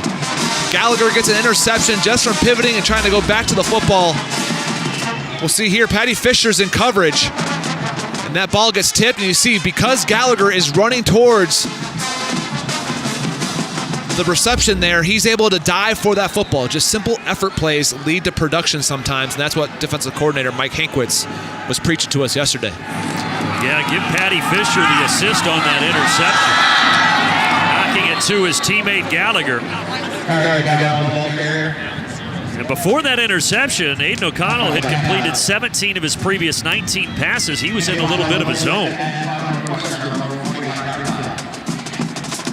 So now we go back to the other Aiden Smith.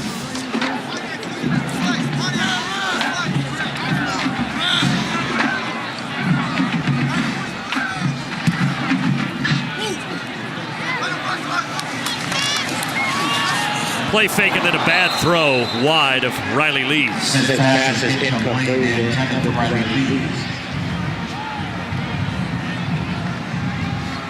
Tonight, Final Drive is going to get you caught up on everything happening around the conference today. It's all presented by Auto Owners Insurance, and it comes your way at 10:15 p.m. Eastern right here on BTN. 36 seconds left in the third.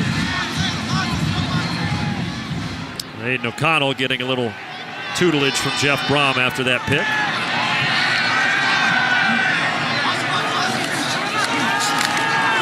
Purdue rushes 4. Pass completed at the 45-yard line to Riley Lees. Nice job by Aiden Smith, keeping his eyes downfield. And really a nice throw that time to Lees, away from Cam Allen, who was in coverage. But really it was the ability of Aiden Smith, and I felt watching film of him, he had a tendency to drop his eyes to the rush, and that time Purdue sent a little pressure. He kept his eyes downfield, and the receiver was able to find Riley Lees. Aiden Smith with that last throw will wind us down to the end of the third quarter. Get into med school and continue to go on with their academic careers. Handoff, and this is going to work out well for Purdue. Drake Anderson is dropped in the backfield by Anthony Watts, a loss of 5. Remember, Watts was injured at Penn State, had to sit out some. They're glad to have him back. Yeah. What a get off. The penetration on the inside there. Just gets upfield, uses that left arm to rip, and we used to say that's cutting the field in half. You don't allow the back to get outside there, and celebrates after the TFL. Almost cut Drake Anderson in half. At 6'4", 300 pounds, a native of Houston, Texas. Getting it out to Anderson right through his hands. I don't know that he would have gotten much anyways, but now it's 3rd and 15 for what all of a sudden is a sputtering Northwestern offense again. 3rd and 15 Northwestern at the 50-yard line. Play like that is really it's a way of dressing up a run play. You're trying to get somewhere closer to 3rd and 10, pick up 5 yards, and it's tough when you have an offense that hasn't gotten anything going here in the second half to operate out of 3rd and 15. It's a tough situation. You saw it on your screen, but the 2 touchdowns came on their first 2 drives of the game, and now they're going to be punting here. Clean coverage by Dedrick Mackey, knocking it free of Jalkio Bowman.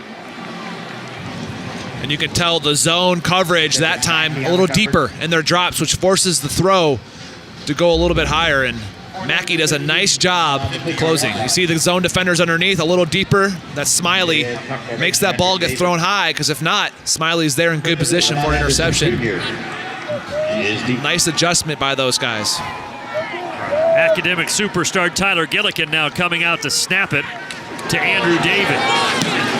Remember, David had the fake punt and ran it for a first down, but not here. He's punting it all the way, and a fair catch by Jackson Anthrop with 14 and change to go.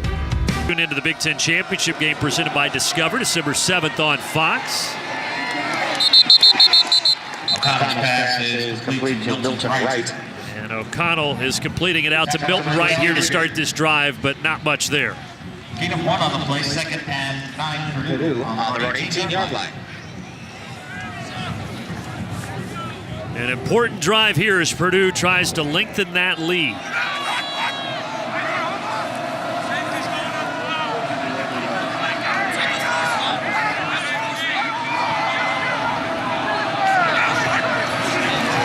Off the play action, O'Connell just gets rid of it as the pressure was coming. It was coming quickly that time by Eku Leota.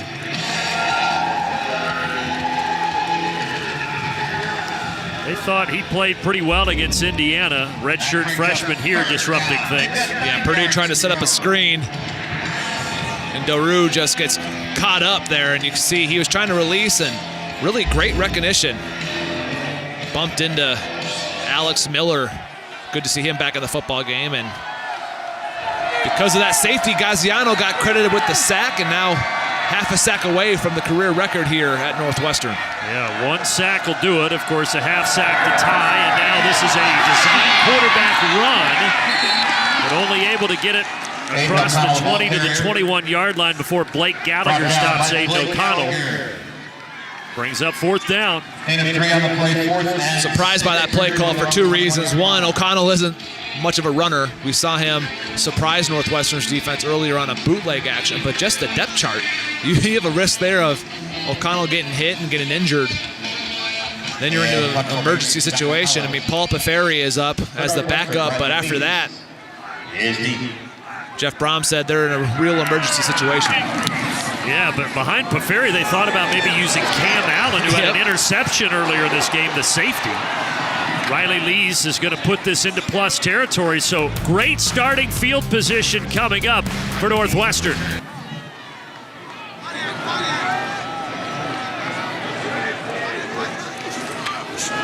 No touchdown since the first quarter, and Drake Anderson started off with a 3-yard gain for that Northwestern offense that's trying to get back on track.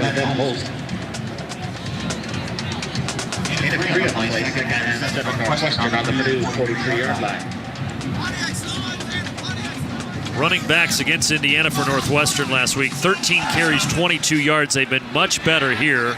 Big thanks to Kyrick McGowan's 146 on the ground. This time to the air, Aiden Smith setting up, firing it complete inside the 20.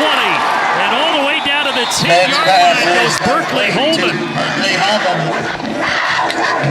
We're gonna move. No change. And again, nice job by Aiden Smith, buying time with his legs, keeping his eyes downfield. You see him escape out here, but he's looking for a wide receiver. And Holman stops his route, comes back to the football for the big gain. 33-yard gain. Up the middle, Drake Anderson. Drake Anderson, ball carrier. Down to the 8. Tackled by George Calvados. First 2 drives, the 2 touchdowns, and then 5 punts, an interception, and a turnover on down since.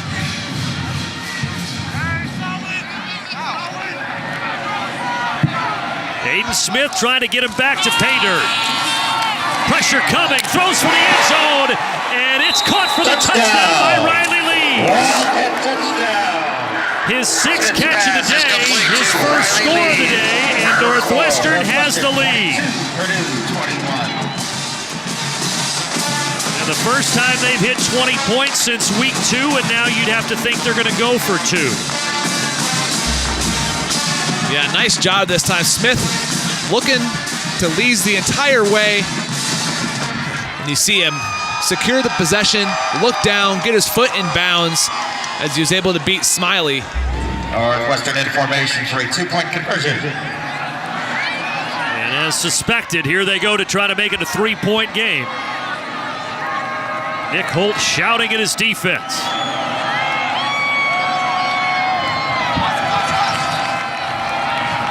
A reverse. Riley Lees is going to throw it. He was looking for the quarterback, Aiden Smith, but it's batted free. Purdue was not fooled. Coming into enemy territory, they had the lead for a little bit, but now Northwestern back in front. Horvath will go down to a knee. By the way, on the 2-point conversion, was that the Philly special that we saw? It was, but I think Northwestern, it only works if the defense is in man coverage because you don't have somebody to account for the quarterback. So you run it expecting man coverage, which a lot of people run on defense when you're on a 2-point conversion because it's so tight down there. However, defensive coordinator Nick Holt threw out some zone, and they had nowhere to go with the football. But Aiden Smith was still able to connect with Riley Lees for the go-ahead score. And now the Northwestern defense back out there against the 3-6 Purdue Boilermakers, who are looking for 2 wins in a row. Aiden O'Connell just able to get rid of it. But not much on the play as he gets it out to King Daru. T-Mobile studio update again. Here's Mike Hall. Tackled by Blake Gallagher. Gator 2 on the play, 2nd and 8 Purdue on the 27-yard line.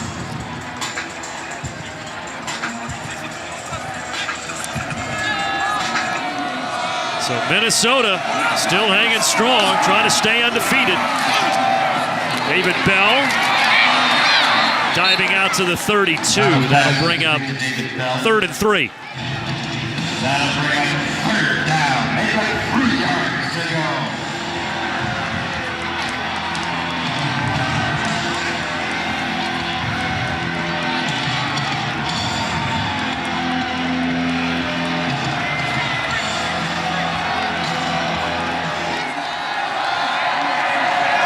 Aiden O'Connell, the walk-on. The only walk-on they can ever remember getting a start for Purdue.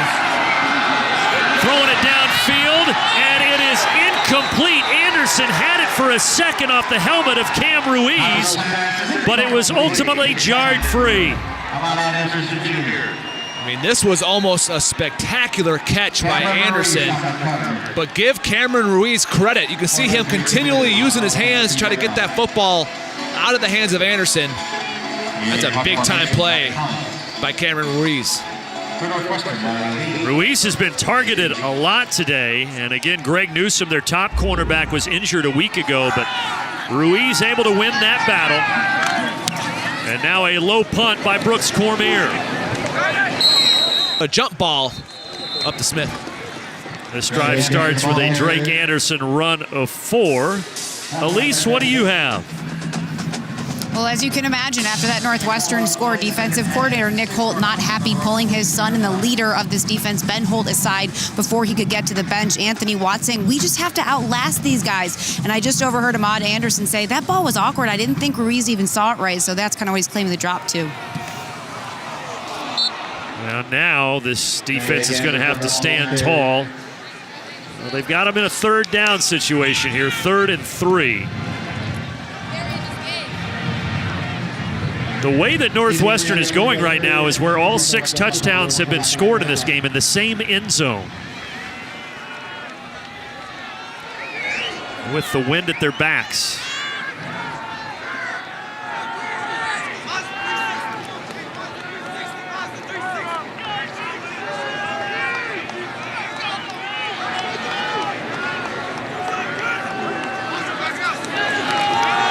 Smith gets it outside. Now the work begins to try to get to the marker, and what an effort and a job well done by Riley Lease, who is just having a spectacular game. Yes, he is. And his leadership, his work ethic is something that these coaches have been gushing about. And you see it right here, his toughness, taking a simple, quick throw, cutting up field, and getting that first down. And Riley Lease has been an important part for them to maintain a positive attitude with the offensive struggles, having a good day today. Cutting it back inside. Good run here, then getting tripped up, Aiden Smith. Takes it to the 44 of Purdue, inside of 8 minutes to go. Well, they had him. 2 defenders here. You have to V the offensive player, meaning one guy has inside, one guy has the outside. You kind of imagine a V there going to pursue him. Instead, over pursuit, a nice move by Smith that time. And Northwestern has put up some yards. They're almost to 400 total yards coming in. They didn't have 300 yards in a Big Ten game all season. So offensive production so far, they're looking to try to get another score. Right up the middle. Full head of steam for Drake Anderson.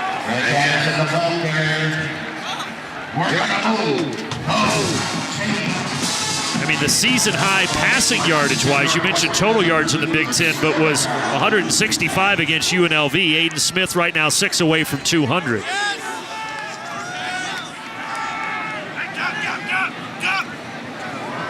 And everybody knows the quarterback story for them. Hunter Johnson, the highly touted transfer from Clemson, but he couldn't get the job done. Had some off-the-field things to worry about with his mother going through chemotherapy, so they turn the reins over to Aiden Smith. And he's driving him here with a 1-point lead.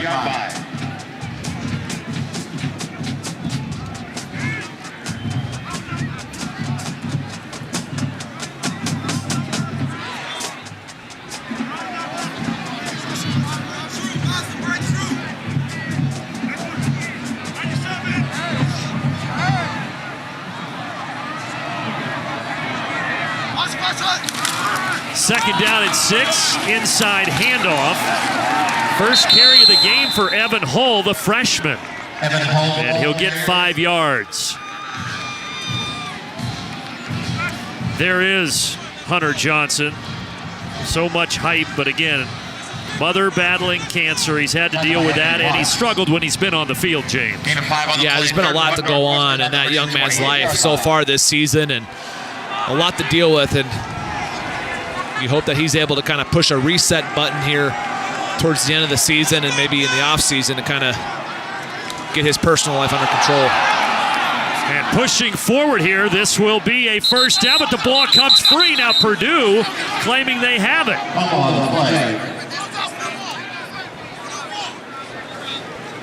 So let's see as they dig to the bottom of the pile.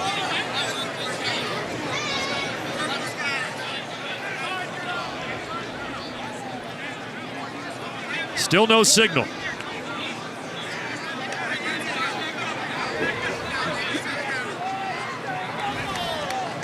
Yeah, it looks like Northwestern keeps the football. Watch Aiden Smith.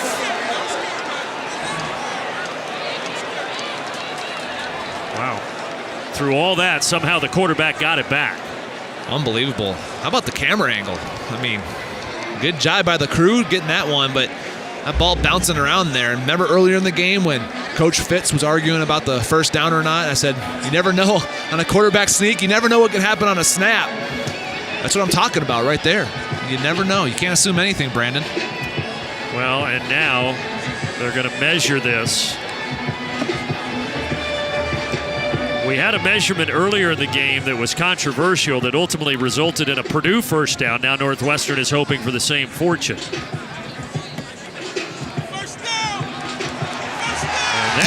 Is not controversial. That's what you call an obvious first down. Better safe than sorry. I don't know that I've ever seen a measurement that's been that blatant. Well, the chain crew is getting cold, so they want to take a little jog across the field there.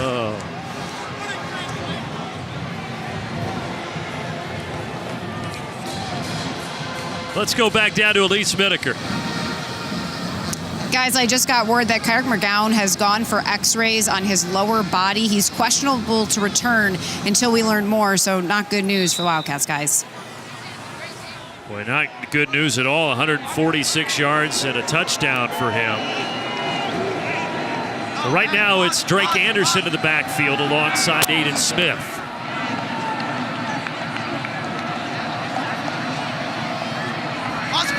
Lee's in motion, but it's Anderson pushing his way forward at 5'11", 190 pounds to the 18-yard line.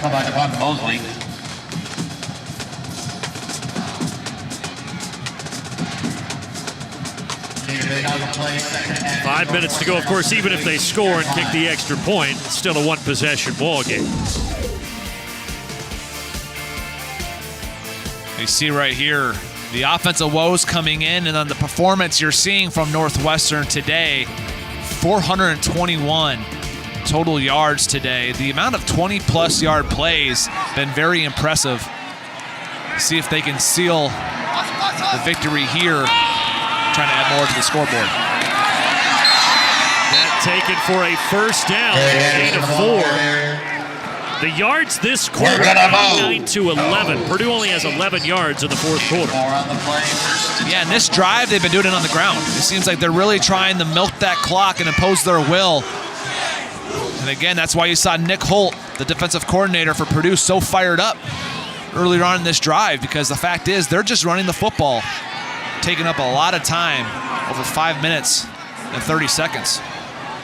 Yeah, this is the ideal. You're exactly right. The ideal Northwestern drive is going on right now.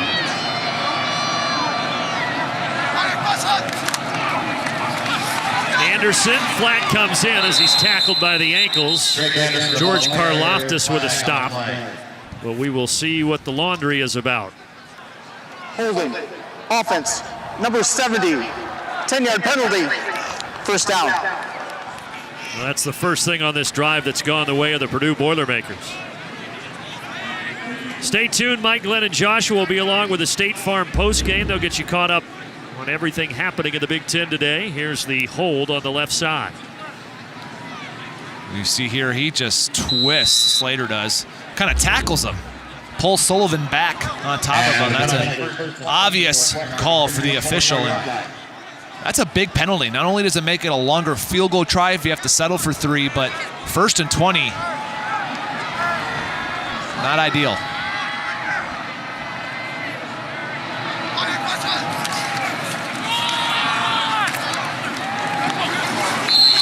Anderson to the 20-yard line. So 2nd and 16. Now Purdue is going to opt to take one of their 3 timeouts. We'll step aside. A 1-point game with 3:21 to go. I'd run it. Then they will. Nothing doing. Good stop. Coming up, Samisi Fakasieki to stop Anderson. And Purdue's going to let the clock roll and keep that last timeout. And this will set up a very important field goal for Northwestern and their kicker, Charlie Kubander.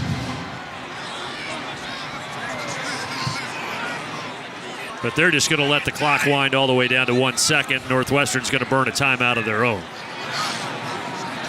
Nick Holt, he just cracks me up.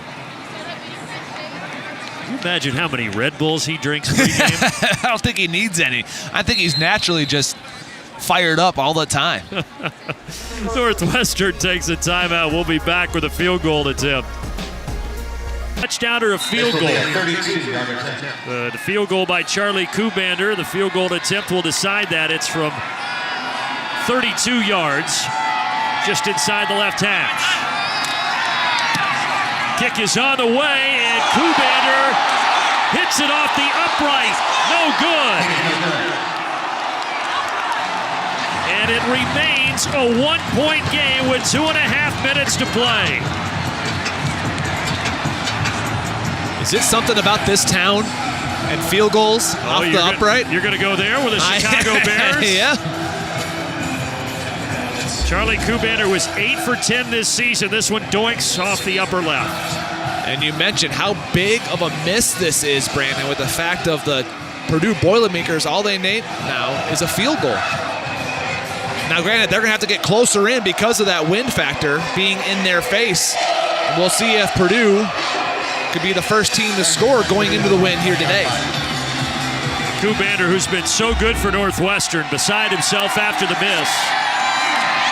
So Aiden O'Connell back out there, and that pass incomplete. They're going to say that was a forward pass, not a lateral, so it's incomplete out to King DeRue. O'Connell also got put on his back. That might actually be a good thing that DeRue dropped that football, because the ball was behind him. He had no momentum to go forward. That would have been a tackle for a loss. Just 11 yards in this fourth quarter after a very good third quarter for Purdue. That's a big catch, but a flag comes in. Bryson Hopkins with a reception. Let's see if it stands. Looks like it's going to be a hold on Northwestern.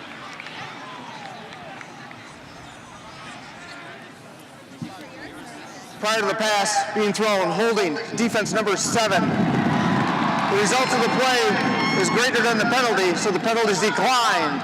First down and 10. A pickup of 11. Yeah, you can see right there, grabbing on the back of the jersey, and regardless, Hopkins makes the catch. Well, Aiden O'Connell has been here before. When Jack Plummer got injured against Nebraska last week, he came in for the game-winning drive and was a perfect 6 for 6. Now he's trying to guide Purdue to another game-winning drive. Low throw, but it's caught by Jackson Anthrop. He put that where only Anthrop could get it. Yeah, the coverage wasn't terrible. He put it down and away from the defender. Anthrop does a nice job, though, going down to secure that football. Gain of 10. O'Connell, downfield! He's got Bell! Did Bell hold on? No! They say he dropped it. That's too bad because David Bell had a step. Yes, he did, and he had a double move. He has Ruiz beat, and you can see he's trying to juggle it, and as he hits the ground, it comes free. But I love the play call. Take a shot. Give your best player on the field a chance to make a play. Just drops it. Good call. Remember, as you said, throwing into the wind here is Aiden O'Connell. This time off his back foot. Flag. Ahmad Anderson was the intended target, but they're going to get Northwestern here, I believe.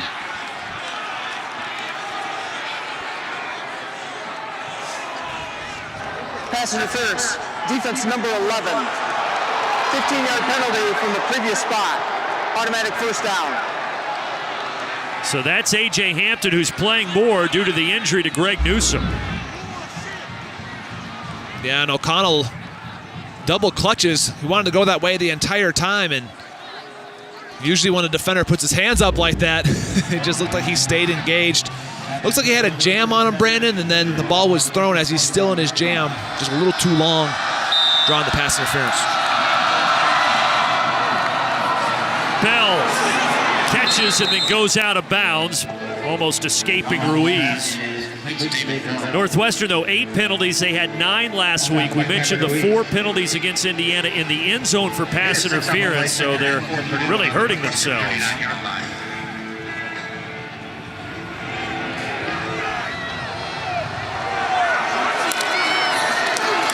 Handoff, Horvath, short carry. That'll bring up third down. Start to watch the clock here. 1 timeout for Purdue.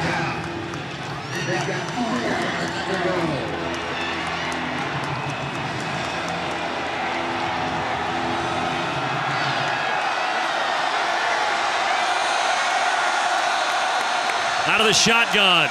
Bell won't get there. And they're out of the range of J.D. Dellinger, but on 4th down, now they're going to have to go for it.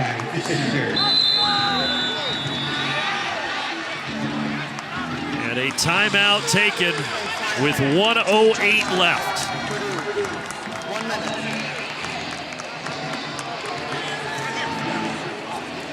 And because you're out of Dellinger's range, well, are they going to bring Dellinger on here? I mean, he's going into the win. He has hit a 53-yarder. But if you're Jeff Brom, I mean, you know your kicker, but I think you probably go for this, don't you? Yeah, I'm going for this. And that time they tried to run a crossing route with David Bell, but Northwestern highly in tune to the fact that Bell's been targeted 19 times. So they played man coverage. They had a low hole spy and Patty Fisher, and he was just waiting for Bell to catch that football. So it was throw, catch, easy tackle for Fisher, and you have to go for this. I'm putting it in my quarterback's hands to pick it up here on 4th and short. It's a long kick for any college kicker, let alone the wind gusting in his face. Yeah, it'd be a 56-yarder, and like you said, the wind that he's kicking into is about 15 miles an hour. Northwestern sideline trying to get this crowd fired up for a game-winning stop.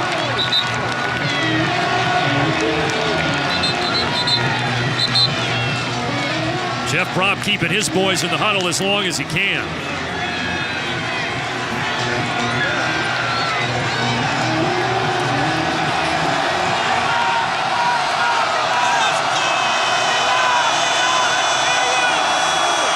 Here we go, folks. This is the ball game. And the play won't get off. No flags. Timeout, Northwestern. The ball being snapped. Second charge, team timeout, Northwestern. So Pat Fitzgerald saw how Purdue lined up. He takes the timeout. Catch your breath. We'll take a 30-second timeout and be right back. O'Connell, first career start. Back in his hometown. Here we go. Throwing it downfield for Bell. And it's picked off. There's a flag as well. The flag came in really late. J.R. Pace had the interception, but I believe Purdue's going to keep the football. Yeah, that looked like a defensive hold on Cameron Ruiz. I thought that as the play was happening up here. Pass interference, defense, number 18. 15 yards from the previous spot. Automatic first down. You see Ruiz here. His hands are all over him right now. And then as he falls, the arms sliding down the legs right there. It almost looks like he tries to tackle him a little bit. The ball was incomplete anyway. And Pat Fitzgerald was like, yes, we won. And then he realized, boy, another pass interference call on his secondary. And as you mentioned, last week against Indiana, it was time and again giving them an opportunity. Did the same thing here. Horvath. So now they are within J.D. Dellinger's range, but you'd like to get a little bit closer, certainly, if you're Jeff Brom. Brandon, I'm trying to get as close as possible. You know this with kickers, no matter how good they are, it's going to be a 40-yarder right now. Get me as close as we can. Horvath. And he'll take it for just 1 yard, so that gets you to about a 39-yard field goal. Again, he doesn't have any timeouts, so you have to factor that in as well here. So they're just going to have to take this down and spike it. Yeah, you can't. That's the saying. You can't run another play and then spike it because of the risk of being a 4th down.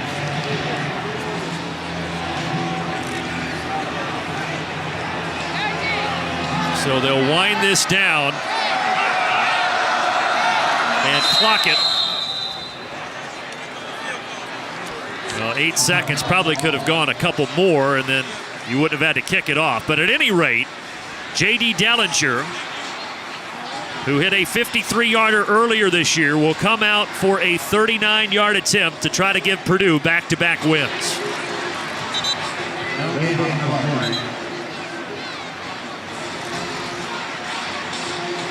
And of the 43 points scored in this game, 41 of them have gone with teams going the other direction, but Dellinger trying to buck that trend.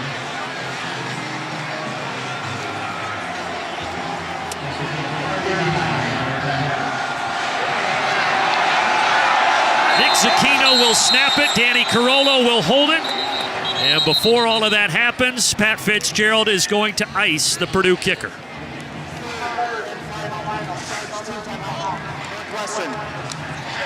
1 minute. And all Aiden O'Connell can do is go down to a knee and pray. Why?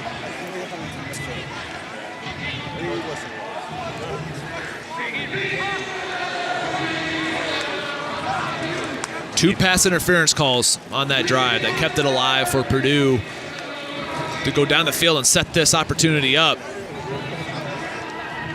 But again, Aiden O'Connell, you mentioned his ability to come in a week ago against Nebraska, lead them down for the game-winning drive. And if he makes this kick, it'll be another game-winning drive for the sophomore quarterback. J.D. Dellinger, junior from Charlotte, North Carolina, 9 for 11 on field goals this year. A 39-yarder to win it for Purdue. And the kick into the teeth of the wind is good. And the Boilers lead at 24-22 with just 3 seconds remaining.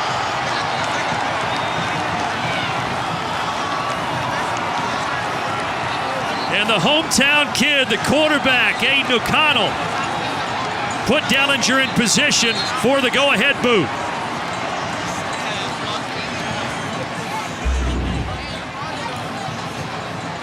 You see the kick here, driving it into the wind, down the middle. And how about the drive by Aiden O'Connell? We mentioned it a couple times. No one had gotten offensive points going that direction. Aiden O'Connell and Jeff Brom don't care. They said, watch us do it on this last drive. And you see how emotional the local kid is here. First start in front of family and friends. That's what makes this sport great. He was 4 for 6 on that drive. Again, he was a walk-on. He had verbally committed to Division III Wheaton College. Changed course to walk on at Purdue. Led him to the game-winning drive against Nebraska. 4 for 6 on that drive to set up what is likely to be the game-winning field goal. But still 3 seconds left here.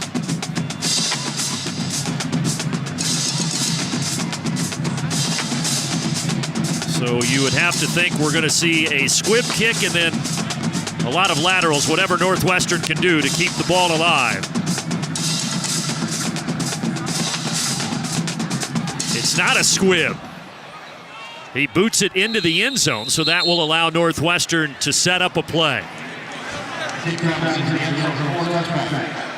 Well, all teams practice these scenarios, James, but I don't know that you can ever truly replicate this. No, you can't. And look, this is...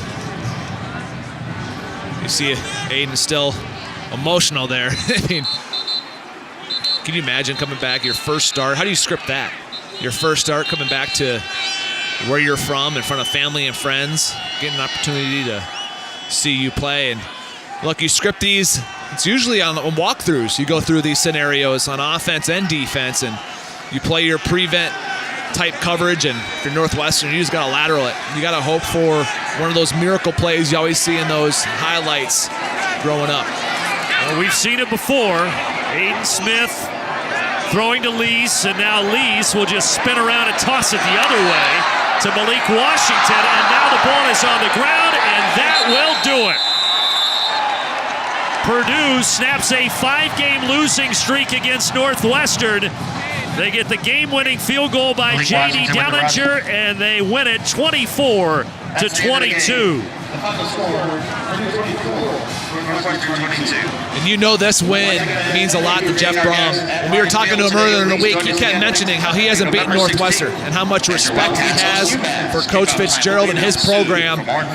You kind of got the sense that this was the next step for his program. He wanted to beat Northwestern, and he knew what the record said, but he also knew that Northwestern was the defending Big Ten West champion. So this says something about this program. 3 second-half lead changes, and the last one, the big one. Speaking of Jeff Brom, who got his first win against Northwestern, he's with Elise. Coach, your team snaps a 5-game losing streak against Northwestern. Aiden O'Connell again leads a game-winning drive. J.D. Dellinger finishes off. What did it take for your team to win today? Well, we played to the end, and that's kind of been our strength to this point, is we play hard. I think our guys like to compete. By no means was it perfect, and it hasn't been all year, but I think we have a lot of guys that just want to win. This game meant something to us, and for us to hang in there when things didn't look as bleak as it did, I give a lot of credit to our players and our coaches. Describe your quarterback, Aiden O'Connell, his first career start, basically a homecoming for him in this game. You know quarterbacks well. What did it take for him to lead this team to a win today? He does a great job. His strength is he's got poise and he's got confidence. And you know, in a game like this, he was hot there at the beginning of the second half. They changed some things up and started playing a lot more pass coverage, dropping 8 guys, got him a little bit confused. But he hung in there to the end. I think if you give him time and he continues to get better, I really think that he can become a good quarterback. But very proud of him because he stepped up when his team needed him. And J.D. Dellinger, the game-winning kick, just what did you see from him in that crucial moment? Well, he's been outstanding all year, so he came through for us once again. Really, he's been a phenomenal player for us. He's worked his tail off. He's learned to really kick off the ball well, and his accuracy on field goals and extra points are phenomenal. Thanks for the time, Coach. Thank you.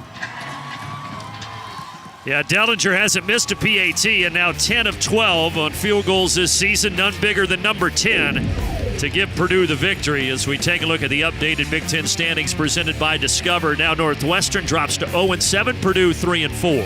Yeah, and it's still bowl eligibility there ahead of Purdue. Now they have to still beat Indiana and they still have to beat Wisconsin, but it's all still out in front of them. Into the win, J.D. Dellinger. He knew it right after he kicked it, and he had the game winner. He's with Elise. And JD tells me you were not nervous at all. Describe what that moment was like for you. It was awesome. I'm just grateful that I had the opportunity to help my team win this game, and credit to all the guys that even kept us in the game and even gave me a chance at the end. Describe, though, that moment specifically and what it took, the poise and the focus to put it through. Right, so every time I kick the ball, whether it's an extra point or a game-winning field goal, I always tell myself the same things, and I always do those same things and tell myself, and mentally it's the same kick every time, whether it's from 10 yards away or if it's 39-yard field goal to win the game. So. And then you see it go through. What's your reaction? I was relieved. I was definitely relieved.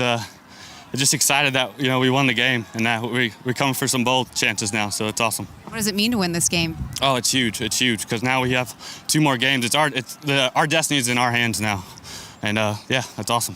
JD, thanks for the time. Yeah, thank you. All right, J.D. Dellinger from 39 yards away after Aiden O'Connell put the team in position, and Purdue gets a 24-22 victory for Elise Smith.